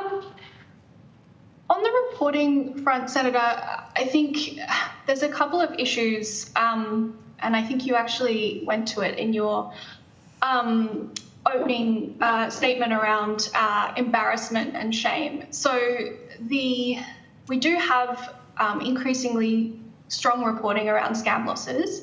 The National Anti-Scam Centre is, they do issue a yearly report on scam losses, and they draw not just on the losses that people report directly to the NASC, the National Anti-Scam Centre, but they also use numbers from ID Care. They deal with identity loss and identity theft, but that obviously often involves scams as well. And I believe they also draw numbers from various parts of law enforcement and possibly cyber agencies as well. We have been referring to their 2026 data, which reports on losses from 2025, but the NASC has only been up and running since 2023. So those reports are really useful, but of course we really only know about the losses that people actually report. And we also know that a lot of people are scammed and never tell anyone, let alone report it to a government agency. In terms of other ways to report it, of course, I think the main thing that everyone is always told to do is immediately talk to your bank, because that is where your money is. But without the strong obligations under the Scam Prevention Framework, banks and indeed telcos and digital platforms are really not under strong obligations to protect consumers from scams. I think that's probably it on the reporting front, really. As we're not a frontline agency, we don't have a legal centre attached to ACAN, so we really hear a lot of anecdotal reports from our consumer organisation colleagues that have frontline, whether that's financial counselling or legal centres, and we certainly hear a lot of devastating anecdotal stories. Thank you very much for that. Just one more question, and that is, what's holding up the legislation? And because, things move along very quickly. We know the devastation of scams. So where's the hold up, and what obligations will that actually put on industry to be good corporate citizens? As you said, sometimes when there's been a breach of data, consumers aren't even notified. So I'd be interested in your remarks, and also just to remind people that if you turn your phone off every day for 3 to 5 minutes, it helps reduce scams coming through. It actually is proven, and because I don't always turn mine off, and when I get a scam, someone in the family will say, have you turned your phone off lately? So it's a good tip for people. So the framework, if you can address the issues around that. Yeah, look, the hold-up has been, I think, the level of complexity perhaps that, this legislation and the designated sector codes have entailed. But certainly Minister Merlino recently issued a press release back in May notifying that there would be a further delay, which will mean that the sector-specific codes won't come into place till March of next year.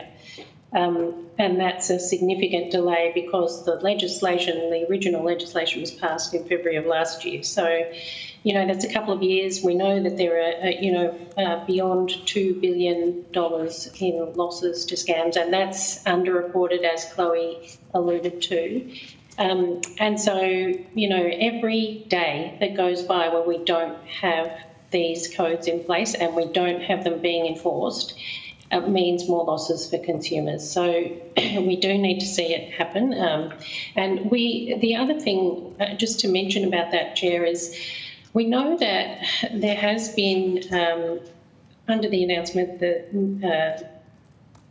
Minister Merlino made, a move to mandatory reimbursement for people scammed, which is a good move forward, of $3,000 or less being automatically reimbursed, which is good for high volume, low losses.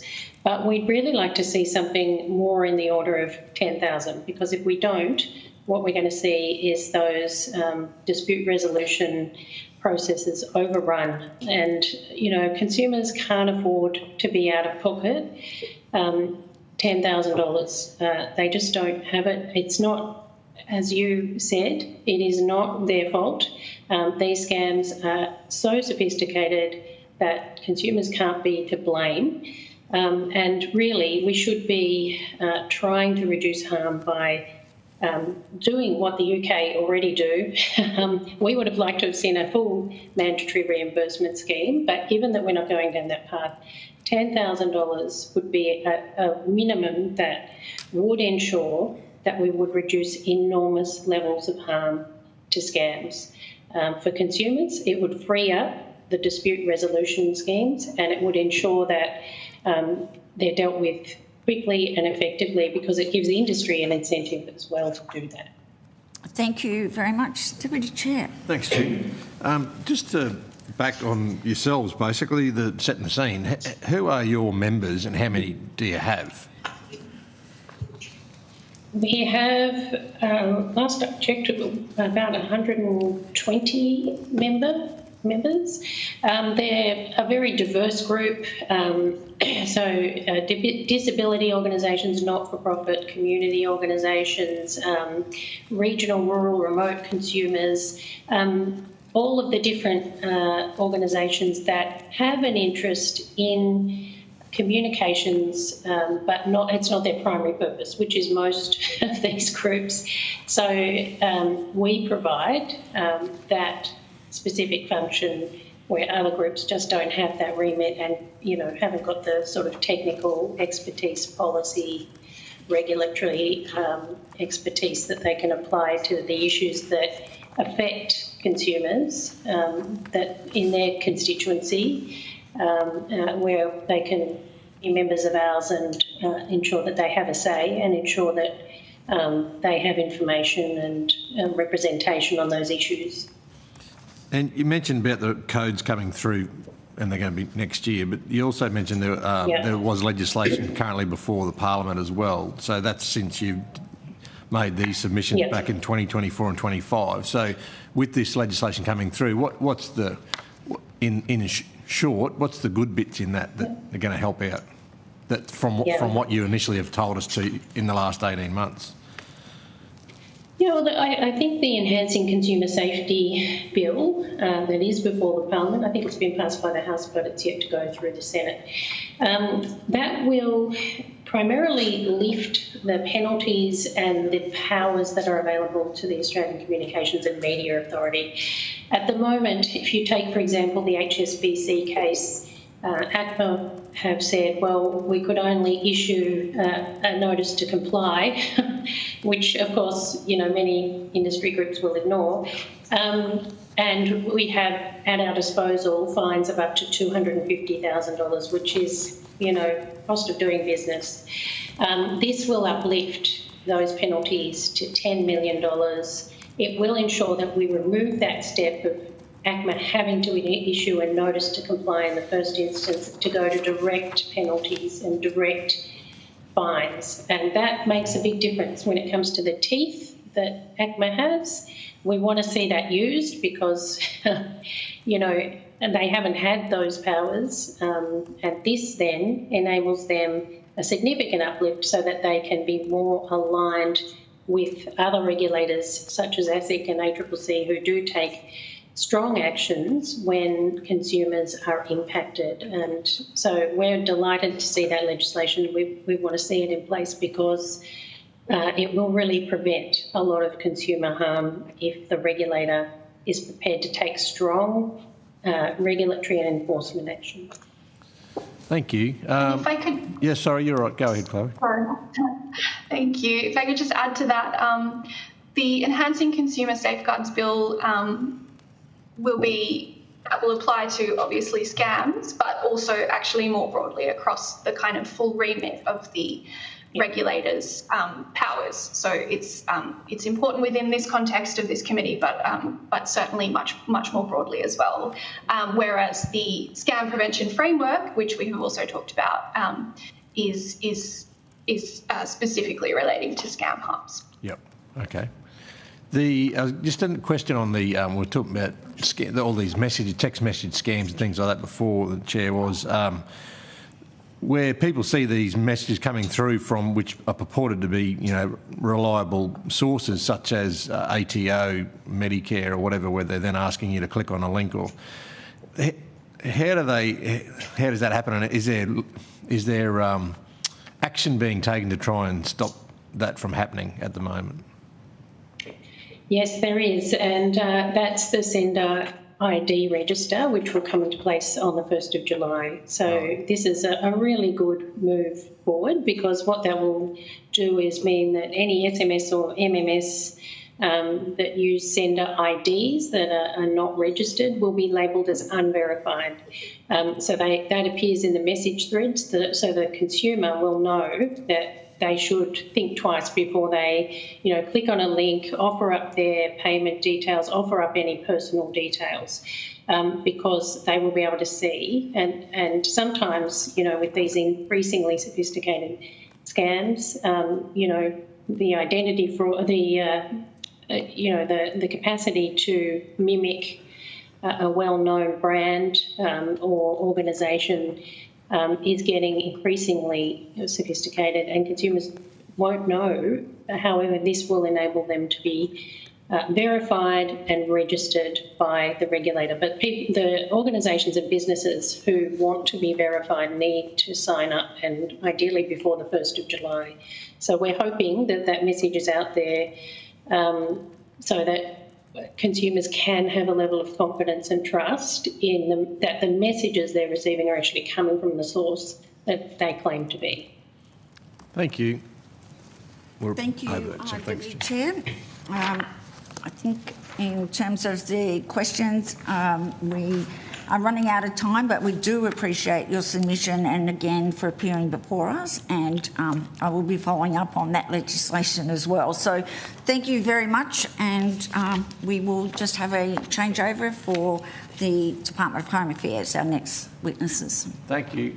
Thank you very much. Thank you, Chair and Committee.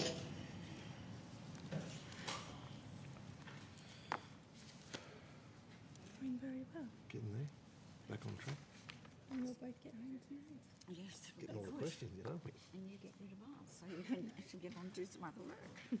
Some committees, and there's 20 of you, and you're lucky you get a question. Yeah, this has been good. Good afternoon. I now welcome officials from the Department of Home Affairs. The Parliament has resolved that an officer of the Department of the Commonwealth or of a state shall not be asked to give opinions on matters of policy and shall be given reasonable opportunity to refer questions. Ask of the officer to superior officers or to a minister. This resolution does not preclude questions asking for explanations of policies or factual questions about when and how policies were adopted. I understand that information on parliamentary privilege and protection of witnesses giving evidence to parliamentary committees has been provided to you. For the Hansard record, would you please state your full name and capacity in which you're appearing before us today? So, Kira Spencer, Deputy Secretary, Law Enforcement and Domestic Security, Department of Home Affairs. Welcome. Parker Reeve, Acting First Assistant Secretary, Criminal Justice Division, Department of Home Affairs. Welcome. Jennifer McIntyre, Acting Assistant Secretary, Transnational Crime Branch from the Department of Home Affairs. Very nice to have you with us here today. Does anyone like to take the opportunity of an opening statement? We have no opening statement, thank you. Thank you very much, and thank you for your time. I will hand over to the Deputy Chair to put some questions to you. Thanks, Chair. Good afternoon, everyone. So just wanted to start with, from your submission, it speaks about perceived gaps, so in serious and organised crime, exploiting perceived gaps and vulnerabilities in government systems, and regulatory and law enforcement powers and capabilities. So do the recent reforms to the AML-CTF Act provide sufficient powers and scope to support law enforcement to address crime as a service? Thank you for the question. So crime as a service is very broad and mimics legitimate business models in the way they go out for specialist services. Where we're seeing the emerging risk is really in the move to encrypted and digital devices. And so there are some challenges there. We have done some work on AML-CTF to cover digital assets, and I'll ask Ms McIntyre to speak in a bit more detail about that. Yes, thanks. So the reforms that were introduced in 2024 have widened the services that are covered in terms of virtual asset providers. So that is to modernise the framework and ensure that we're not just capturing digital currency exchange, but other services.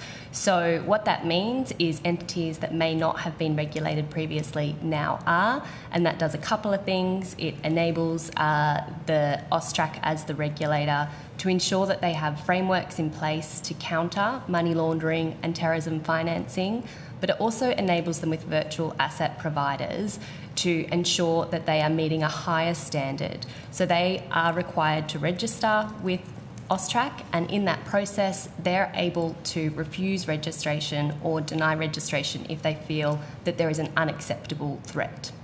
And so those new ones that have come in, can you give me a bit of a rundown on who's been brought into the fold in the new ledge? Yes, previously it was digital currency exchange were the services that were covered. So that is generally exchanging what they call fiat currency, so general currency for digital currency. Yep. In the new system, it covers 4 additional things. So that includes virtual asset exchange, exchanging, for example, one virtual asset for another, holding or administering virtual assets, and initial offerings of virtual assets. So it's more about the whole ecosystem than specifically digital currency exchange. And so what's a virtual asset? Well, it does include cryptocurrencies that you'd be familiar with, like Bitcoin, yep. But also, for example, previously stable coins might not have been covered. So that's a currency it's a digital currency, but it's pegged to a more stable asset, like, for example, the US dollar. Right, okay, thank you.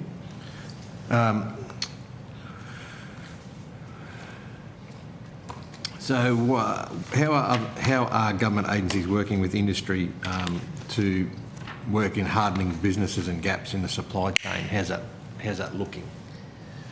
So with crime as a service, it's much like any other crime. It's something we've seen for a long time. As I said, we're seeing the digital environment make it easier, but the law enforcement actions that we already take are still really important in managing it. We have a transnational and serious organised crime strategy, national strategy, that we work with. We have police councils meeting and a whole range of national coordination to make sure everyone's involved and knows what they're looking for. It goes to dealing with the criminal activity following the money. Where the challenge really is around getting better access to the digital and encrypted messages. So at the moment, I think we have 95% of warrant content taken via warrant is encrypted. Yeah. That's a whole change in the way that we operate. Mr. Parker does a lot of work in terms of making sure that our powers are fit for purpose for that digital environment, and so we can address some of that threat.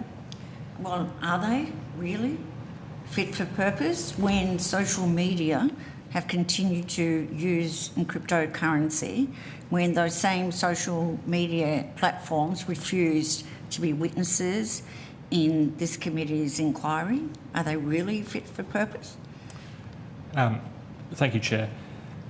The work we do with digital platforms, technology companies, multinational telecommunications companies as well, as Ms Spencer said, is about getting access to the communications that organised criminal syndicates are using to plan and carry out serious and organised crime, to recruit people for crime as a service, and to target vulnerable individuals, both for crime as a service, but also for other serious and organised crimes, online child sexual offending as well. Over the last 7 or 8 years, the Parliament has passed a number of really world-leading reforms to strengthen the Australian government's ability to work with Australian and multinational companies on this issue, and to strengthen the powers of agencies, in particular to target serious and organised crime use of encrypted communications to carry out their activities. So I think yesterday and today the committee has heard evidence about the Slate Act, so that is the powers for the AFP and the Australian Criminal Intelligence Commission to detect, identify and collect intelligence on the use of dedicated encrypted communications devices, dark web marketplaces and so on. I think you've heard some evidence this morning about the value of that and what it has achieved. It also includes powers to disrupt serious and organised criminal activity where effectively a prosecution is not a viable outcome. They may be outside our jurisdiction, beyond our reach, unable to be sort of physically located, for example. And so it gives the AFP the ability to take direct action to disrupt and prevent the continuation of serious criminal activity. We've introduced the International Production Order Framework, and we've negotiated an agreement with the United States government, which came into force in January 2024. That allows Australian law enforcement agencies, as well as ASIO, to serve orders directly on those major US companies, so Google, Apple, Meta, and so on, to get access to information from those platforms. And so obviously those are the platforms that consumers are using. That is where a lot of the victims are targeted by serious and organised criminal groups. But some of those are also the platforms that these organisations use to communicate and plan their activities, in particular to engage with other criminal vendors in a crime as a service marketplace. So the ability to go directly to those US companies saves months and in some cases years on investigative timelines compared to going through a traditional mutual legal assistance process. It also gives us access to, the timeliness of the information is critical, but the quality of the information as well, and the ability to enable agencies to accelerate their investigative loop, their decision-making loops, based on what they're receiving back from those companies is absolutely critical as well. So I think, Chair and Deputy Chair, those reforms really do strengthen the ability of Australian agencies to investigate crime as a service and serious and organised crime where it is using encrypted communications platforms. And I think you've heard evidence from the AFP and ACIC this morning about the value of those reforms. And so with what you're saying, and we heard that yesterday, as you said, about this agreement with the US, is that from what we're getting so far and the positivity of it, are we looking at expanding that to other countries as well as these Googles and the Apples and all that sort of thing around, that we can do that too? Thanks, Deputy Chair. So, look, at the moment, our focus is still on fully implementing the agreement with the United States. It is a big undertaking, sort of connecting 20-plus Commonwealth, state and territory law enforcement agencies with the dozens and dozens of US, just the major vendors, let alone the smaller ones. And equally, that's a same priority that a number of our close partner like-minded governments share as well. So the United Kingdom was the first country to get such an agreement in place. Australia was the second in the world to get that agreement in place. And I think you'd understand, given the centrality of US tech companies when it comes to these sorts of investigations, that the priority of most governments is to try to reach similar agreements with the United States first. However, the framework absolutely allows us to enter into agreements with other countries, and that is something that, in the fullness of time, we may well consider. And do these agreements, bilateral agreements, pose any risk to Australia's data sovereignty at all? So, Senator, the agreement contains very strong protections for Australian persons and for US persons on the other end, to the extent that the agreement directly prohibits agencies from using that direct access to target an Australian person. So an Australian citizen, an Australian permanent resident, an Australian company, an Australian unincorporated association, or a person who is physically in Australia. Those requests still do need to be managed through a police-to-police relationship or through a mutual assistance request. The framework also contains very strong protections in the event that an Australian person's information is incidentally collected, if they're in communication with another person, requiring that information to be minimised unless it is essential to understand or assess the information. Obviously, in some circumstances it will be necessary to understand what the communication is to be able to see the other side of it, so to speak. So from a data sovereignty perspective, there are some very strong protections in place for all Australians and all people in Australia as part of those agreements. And that was a key feature in the Joint Standing Committee on Treaties consideration of the agreement. And equally, that's an expectation of the United States government from the reciprocal end, and I expect would be an expectation of many governments entering into such an agreement. And just back on the digital data that we're receiving, that 94 or 95% that are encrypted, and we heard that, as you said, we heard that yesterday as well. I didn't get to ask that yesterday. Even though it's encrypted, are we able to access that information, our agencies, through after encryption, and or if not, what are we doing to try and work through that? So that's really a matter for the AFP, but what I would say is there are tools they're able to take.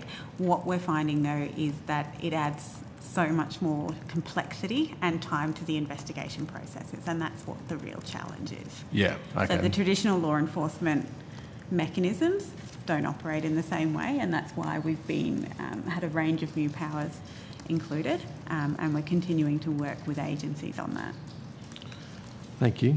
Chair. In relation to encryption and the continual development of that and the use of that, particularly for criminal activities, does this actually point to a need for ASD to get more support along with the AFP in terms of them being able to decode that information, and they need more expertise?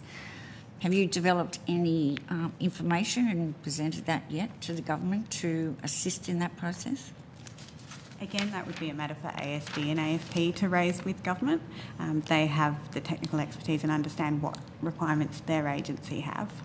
So government has not requested any advice from the department in the need to address the use of encryption and our abilities to fight organised crime and to protect our children?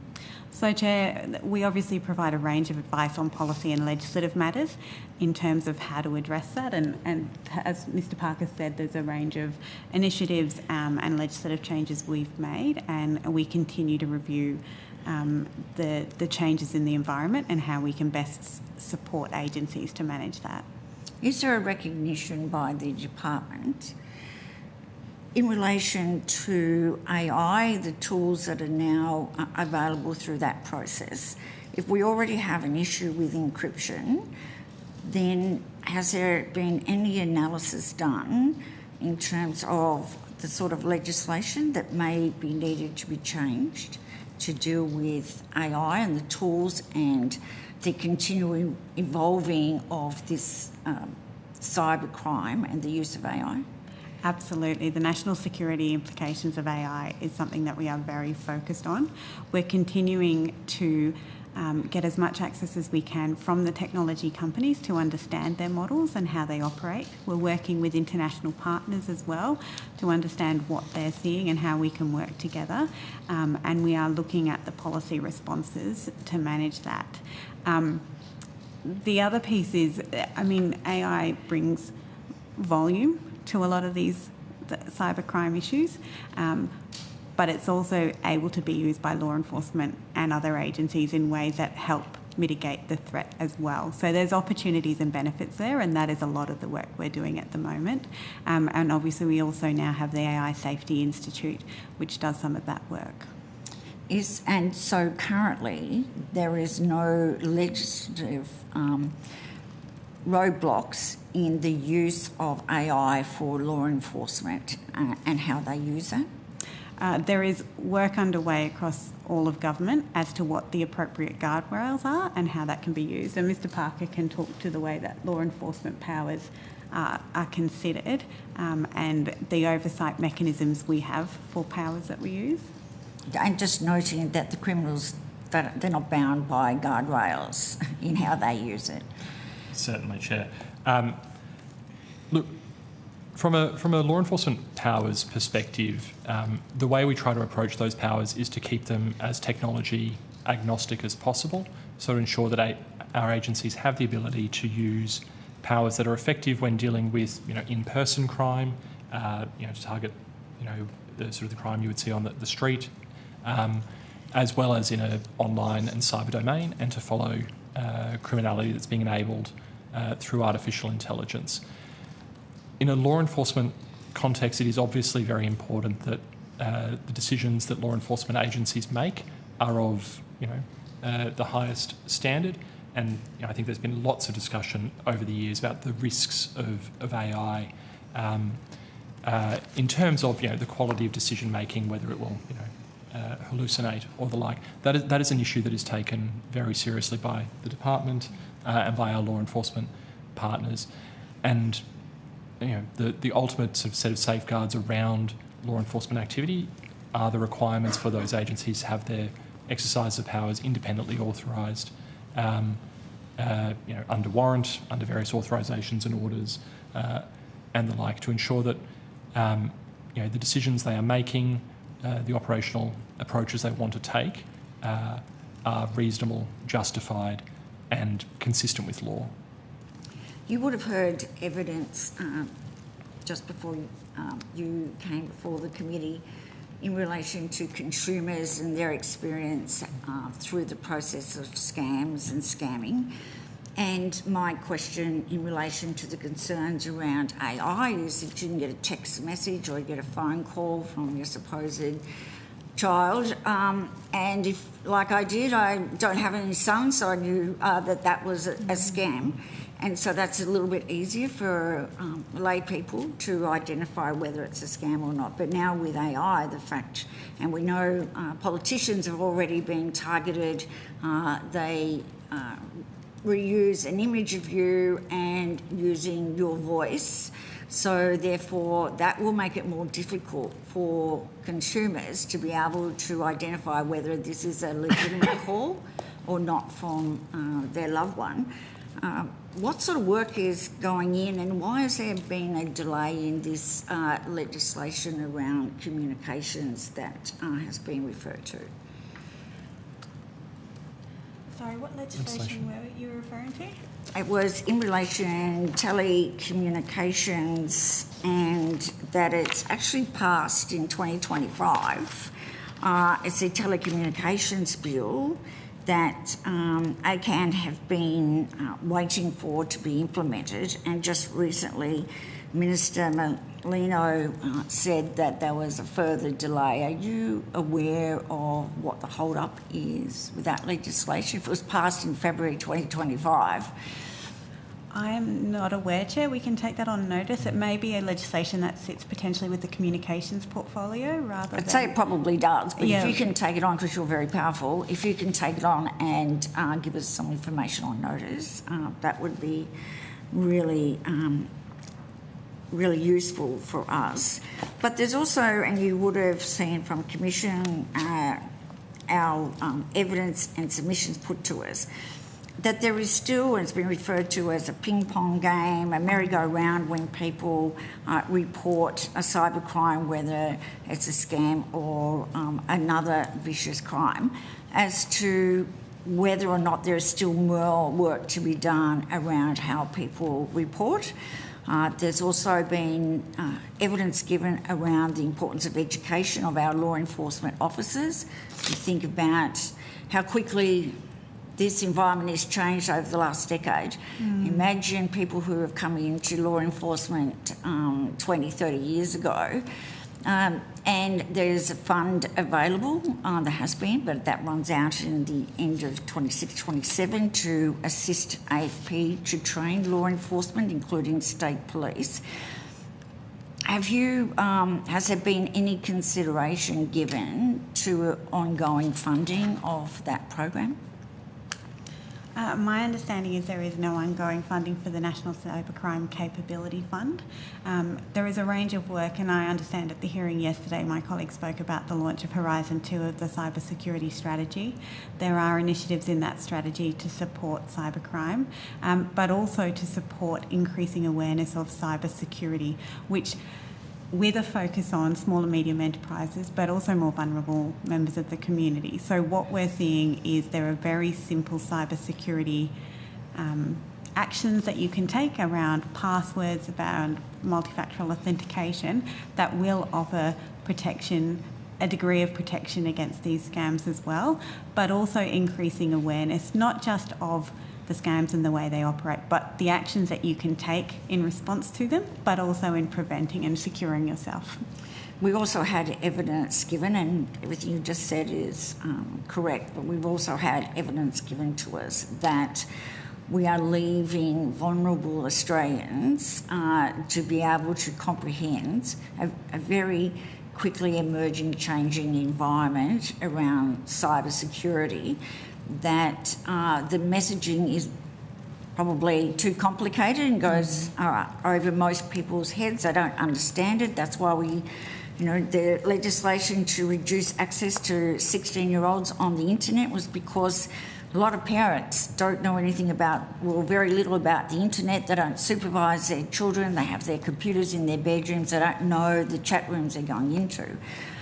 So if you can take on notice, the sort of things that are being implemented currently and the language that is being used to explain that, because if we keep throwing information at consumers, it just becomes too complicated and they go, I'm just not going to worry about it. It's not going to happen to me, when in fact it is. And we know that people who are impacted on one occasion are more likely to be impacted a second and third time. So if you could take that on notice for us. And we know there's a lot of really good work that's going on, but we also know that cybercrime is increasing.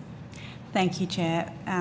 We will absolutely take that on notice. The other point I would make is part of Horizon 2, which we launched yesterday, is really challenging the perception that cybersecurity and cybercrime is about technology.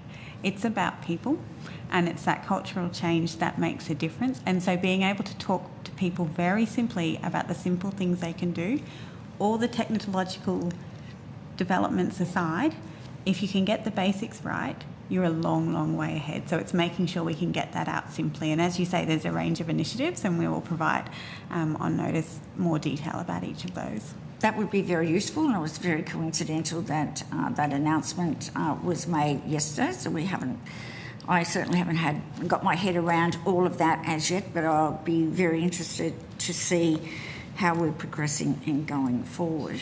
But in terms of where we're at and the evidence that's been given to us, there's still more that needs to be done. There's been some criticism that, and even though we have a great reputation internationally, that we could actually look at some of the changes that the UK have made just like we did around money laundering from Ireland, and we were, let's face it, we're a long way behind where we should have been, and there was some urgency about changing the legislation to play catch-up. So I'm just urging, as I will as a member of the government, that we have to be ahead of this and be able to adapt to a very quickly changing environment. Any final questions from you, Deputy Chair? Chair, if you mind, just back on, you mentioned about Horizon 2, which was announced yesterday, and the support for SMEs and other victims, about giving them some ideas and training, understanding. The funding we were talking about, that, and you mentioned that it runs out, I think, at the end of June next year. From what we hear, is more about training our police, our first responders, our trainees across Australia, so that we're all on the same. They're all on the same page, so that we don't get this issue of going to the wrong door, or police not understanding that there is a crime and telling people that they haven't, there is no offence, and sending them away and that sort of thing. So, was that fund, are you aware of, that is not being refunded? The idea of that to just fund for the 3 years, so that each of the AFP and other states then continue that work on themselves and fund it themselves, or is it just that the funding has run out, basically? So what I would say, that the funding has run out, but in terms of law enforcement, we work very closely across all the jurisdictions, and so there is ongoing collaboration, joint operations. ASD runs some joint cyber command centres as well. So there are a range of initiatives to ensure that we're continuing to share information and working together to understand the threat from a national level and be able to respond consistently. Yeah, that's great. I love that too. It's just more about the training those police coming in to each of those agencies to start with, to make sure they're all on the same page as well. Yeah. So you're not getting different information from one person to the next and one state to the next, which was I thought was a great idea, because, and we've heard today again that recruits are under the pump, obviously, and they're learning a lot, but some information in relation to cybercrime and this technology as to whether it is an offence or not is definitely worthwhile, because we do know that people do walk into the front counter of a police station and say, I've had this happen, and they're being told, well, that's not for me, you go away, or it's, that's the AFP, ring them, or whatever it is, so that there's that one door, one entrance policy, that someone can deal with it and send it to the right organisation would be a great way forward. Can I just say, in wrapping up, that the PJC3 is a prime example of when government has invested and it's proving to be invaluable to the extent that you can't put a dollar figure on the lives that have been changed, altered or protected through that agency itself. But if you have taken a few things on notice, so we look forward to getting them. That's right, Chair. Oh, I don't know, testing my patience. That was all right. I had one left that I hadn't asked about. So it was in relation to, in your submission, you took AUSTRAC talked about AUSTRAC showing cryptocurrency ATMs are increasingly used for scams and fraud. They're convenient, accessible and open 24 hours a day. And globally, Australia is the third largest cryptocurrency ATM population. So that's the background to it. AUSTRAC's found some of these cryptocurrency ATMs do not comply with the AML-CTF regime. So are we looking at how that can be sorted out? What's the answer to that? So there has been some developments in that regard, and I ask Ms McIntyre. Yes, so there is a bill currently before Parliament, the AML-CTF Amendment Bill, and one of the schedules within that talks to a new power that is proposed for the AUSTRAC CEO to, via a legislative instrument, be able to prohibit or restrict a high-risk mechanism from providing a designated service. So I know that's very broad. So that says that's one of these things? That's right. So a mechanism for providing a designated service is a product, channel or thing. So as an example, and it is hypothetical, it's not in the proposed legislation, a high-risk mechanism could be a cryptocurrency ATM, which is providing a financial service. To meet that threshold, however, the AUSTRAC CEO would have to be satisfied that the mechanism proposes significant harm to either the financial system or the community, and then it would also be in the public interest. So that legislation has not yet been passed, of course, but that is one power that we are considering to enable when a tool arises that is very high risk to our community, there could be a mechanism to prohibit or restrict its use. And that public harm or, community harm or public interest would go to things like criminality. We see them a lot in illicit tobacco establishments, so there are elements that would go to and them being high risk. You're keeping it open, which is great, because there can be things that can come that we don't know about, obviously, so that's why you're not listing them. But that legislation is about trying to sort out these issues of the crypto ATMs that aren't currently under the AML-CTF regime. There's two things I'd say. One is it would be a decision for the AUSTRAC CEO, how they wanted to apply that. So it is broad, mostly because we don't know what's coming in the future. So it is designed to be flexible to not restrict too much in case there is a new thing that arises of concern. But secondly, cryptocurrency ATMs are subject to regulation at the moment in the sense that they fall in that virtual asset provider sector.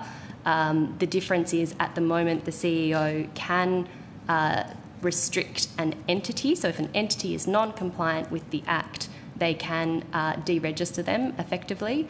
But the proposal that would go forward in the bill is a broader look at not at cryptocurrency ATMs, but as a mechanism in general, as opposed to a specific provider.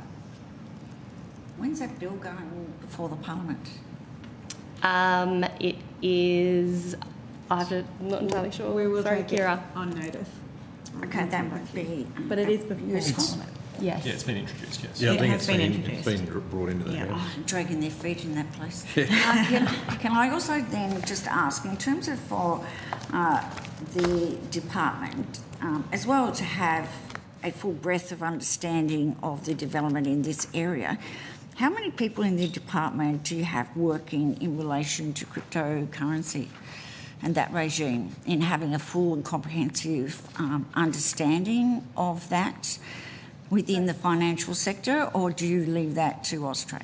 No, so we have a section dedicated to AML and CTF. And Mr. Parker, Mr. Reeve, can you give the number for that section? Refer to Ms. McIntyre, the current staffing. Well, working on broader AML, CTF legislation and associated policy, I would estimate around 20. That have a full comprehensive understanding of how cryptocurrency is used and how it's being used by criminals? What I would say is there is also broader people across the department involved in law enforcement policy, law enforcement powers, transnational serious and organised crime, in the cyber security division, as well as in border force. So that isn't the number working on that issue, that's one subset, but there are a whole range of people with varying interests working on these issues. Yeah, I do appreciate that. Thank you for your time. Any questions, as I said, you've taken on notice. If we can have that back by the 3rd of July would be fantastic. And to be fair, the witnesses were all very well thought through so that they weren't asking for extra money. But I think they want the government certainly to know that this is a very complex area and we need to resource law enforcement appropriately. Thank you very much. Can I thank Hansard and of course the Secretariat for all their support and help, and the Deputy Chair, thank you for sticking with me. We now stand adjourned.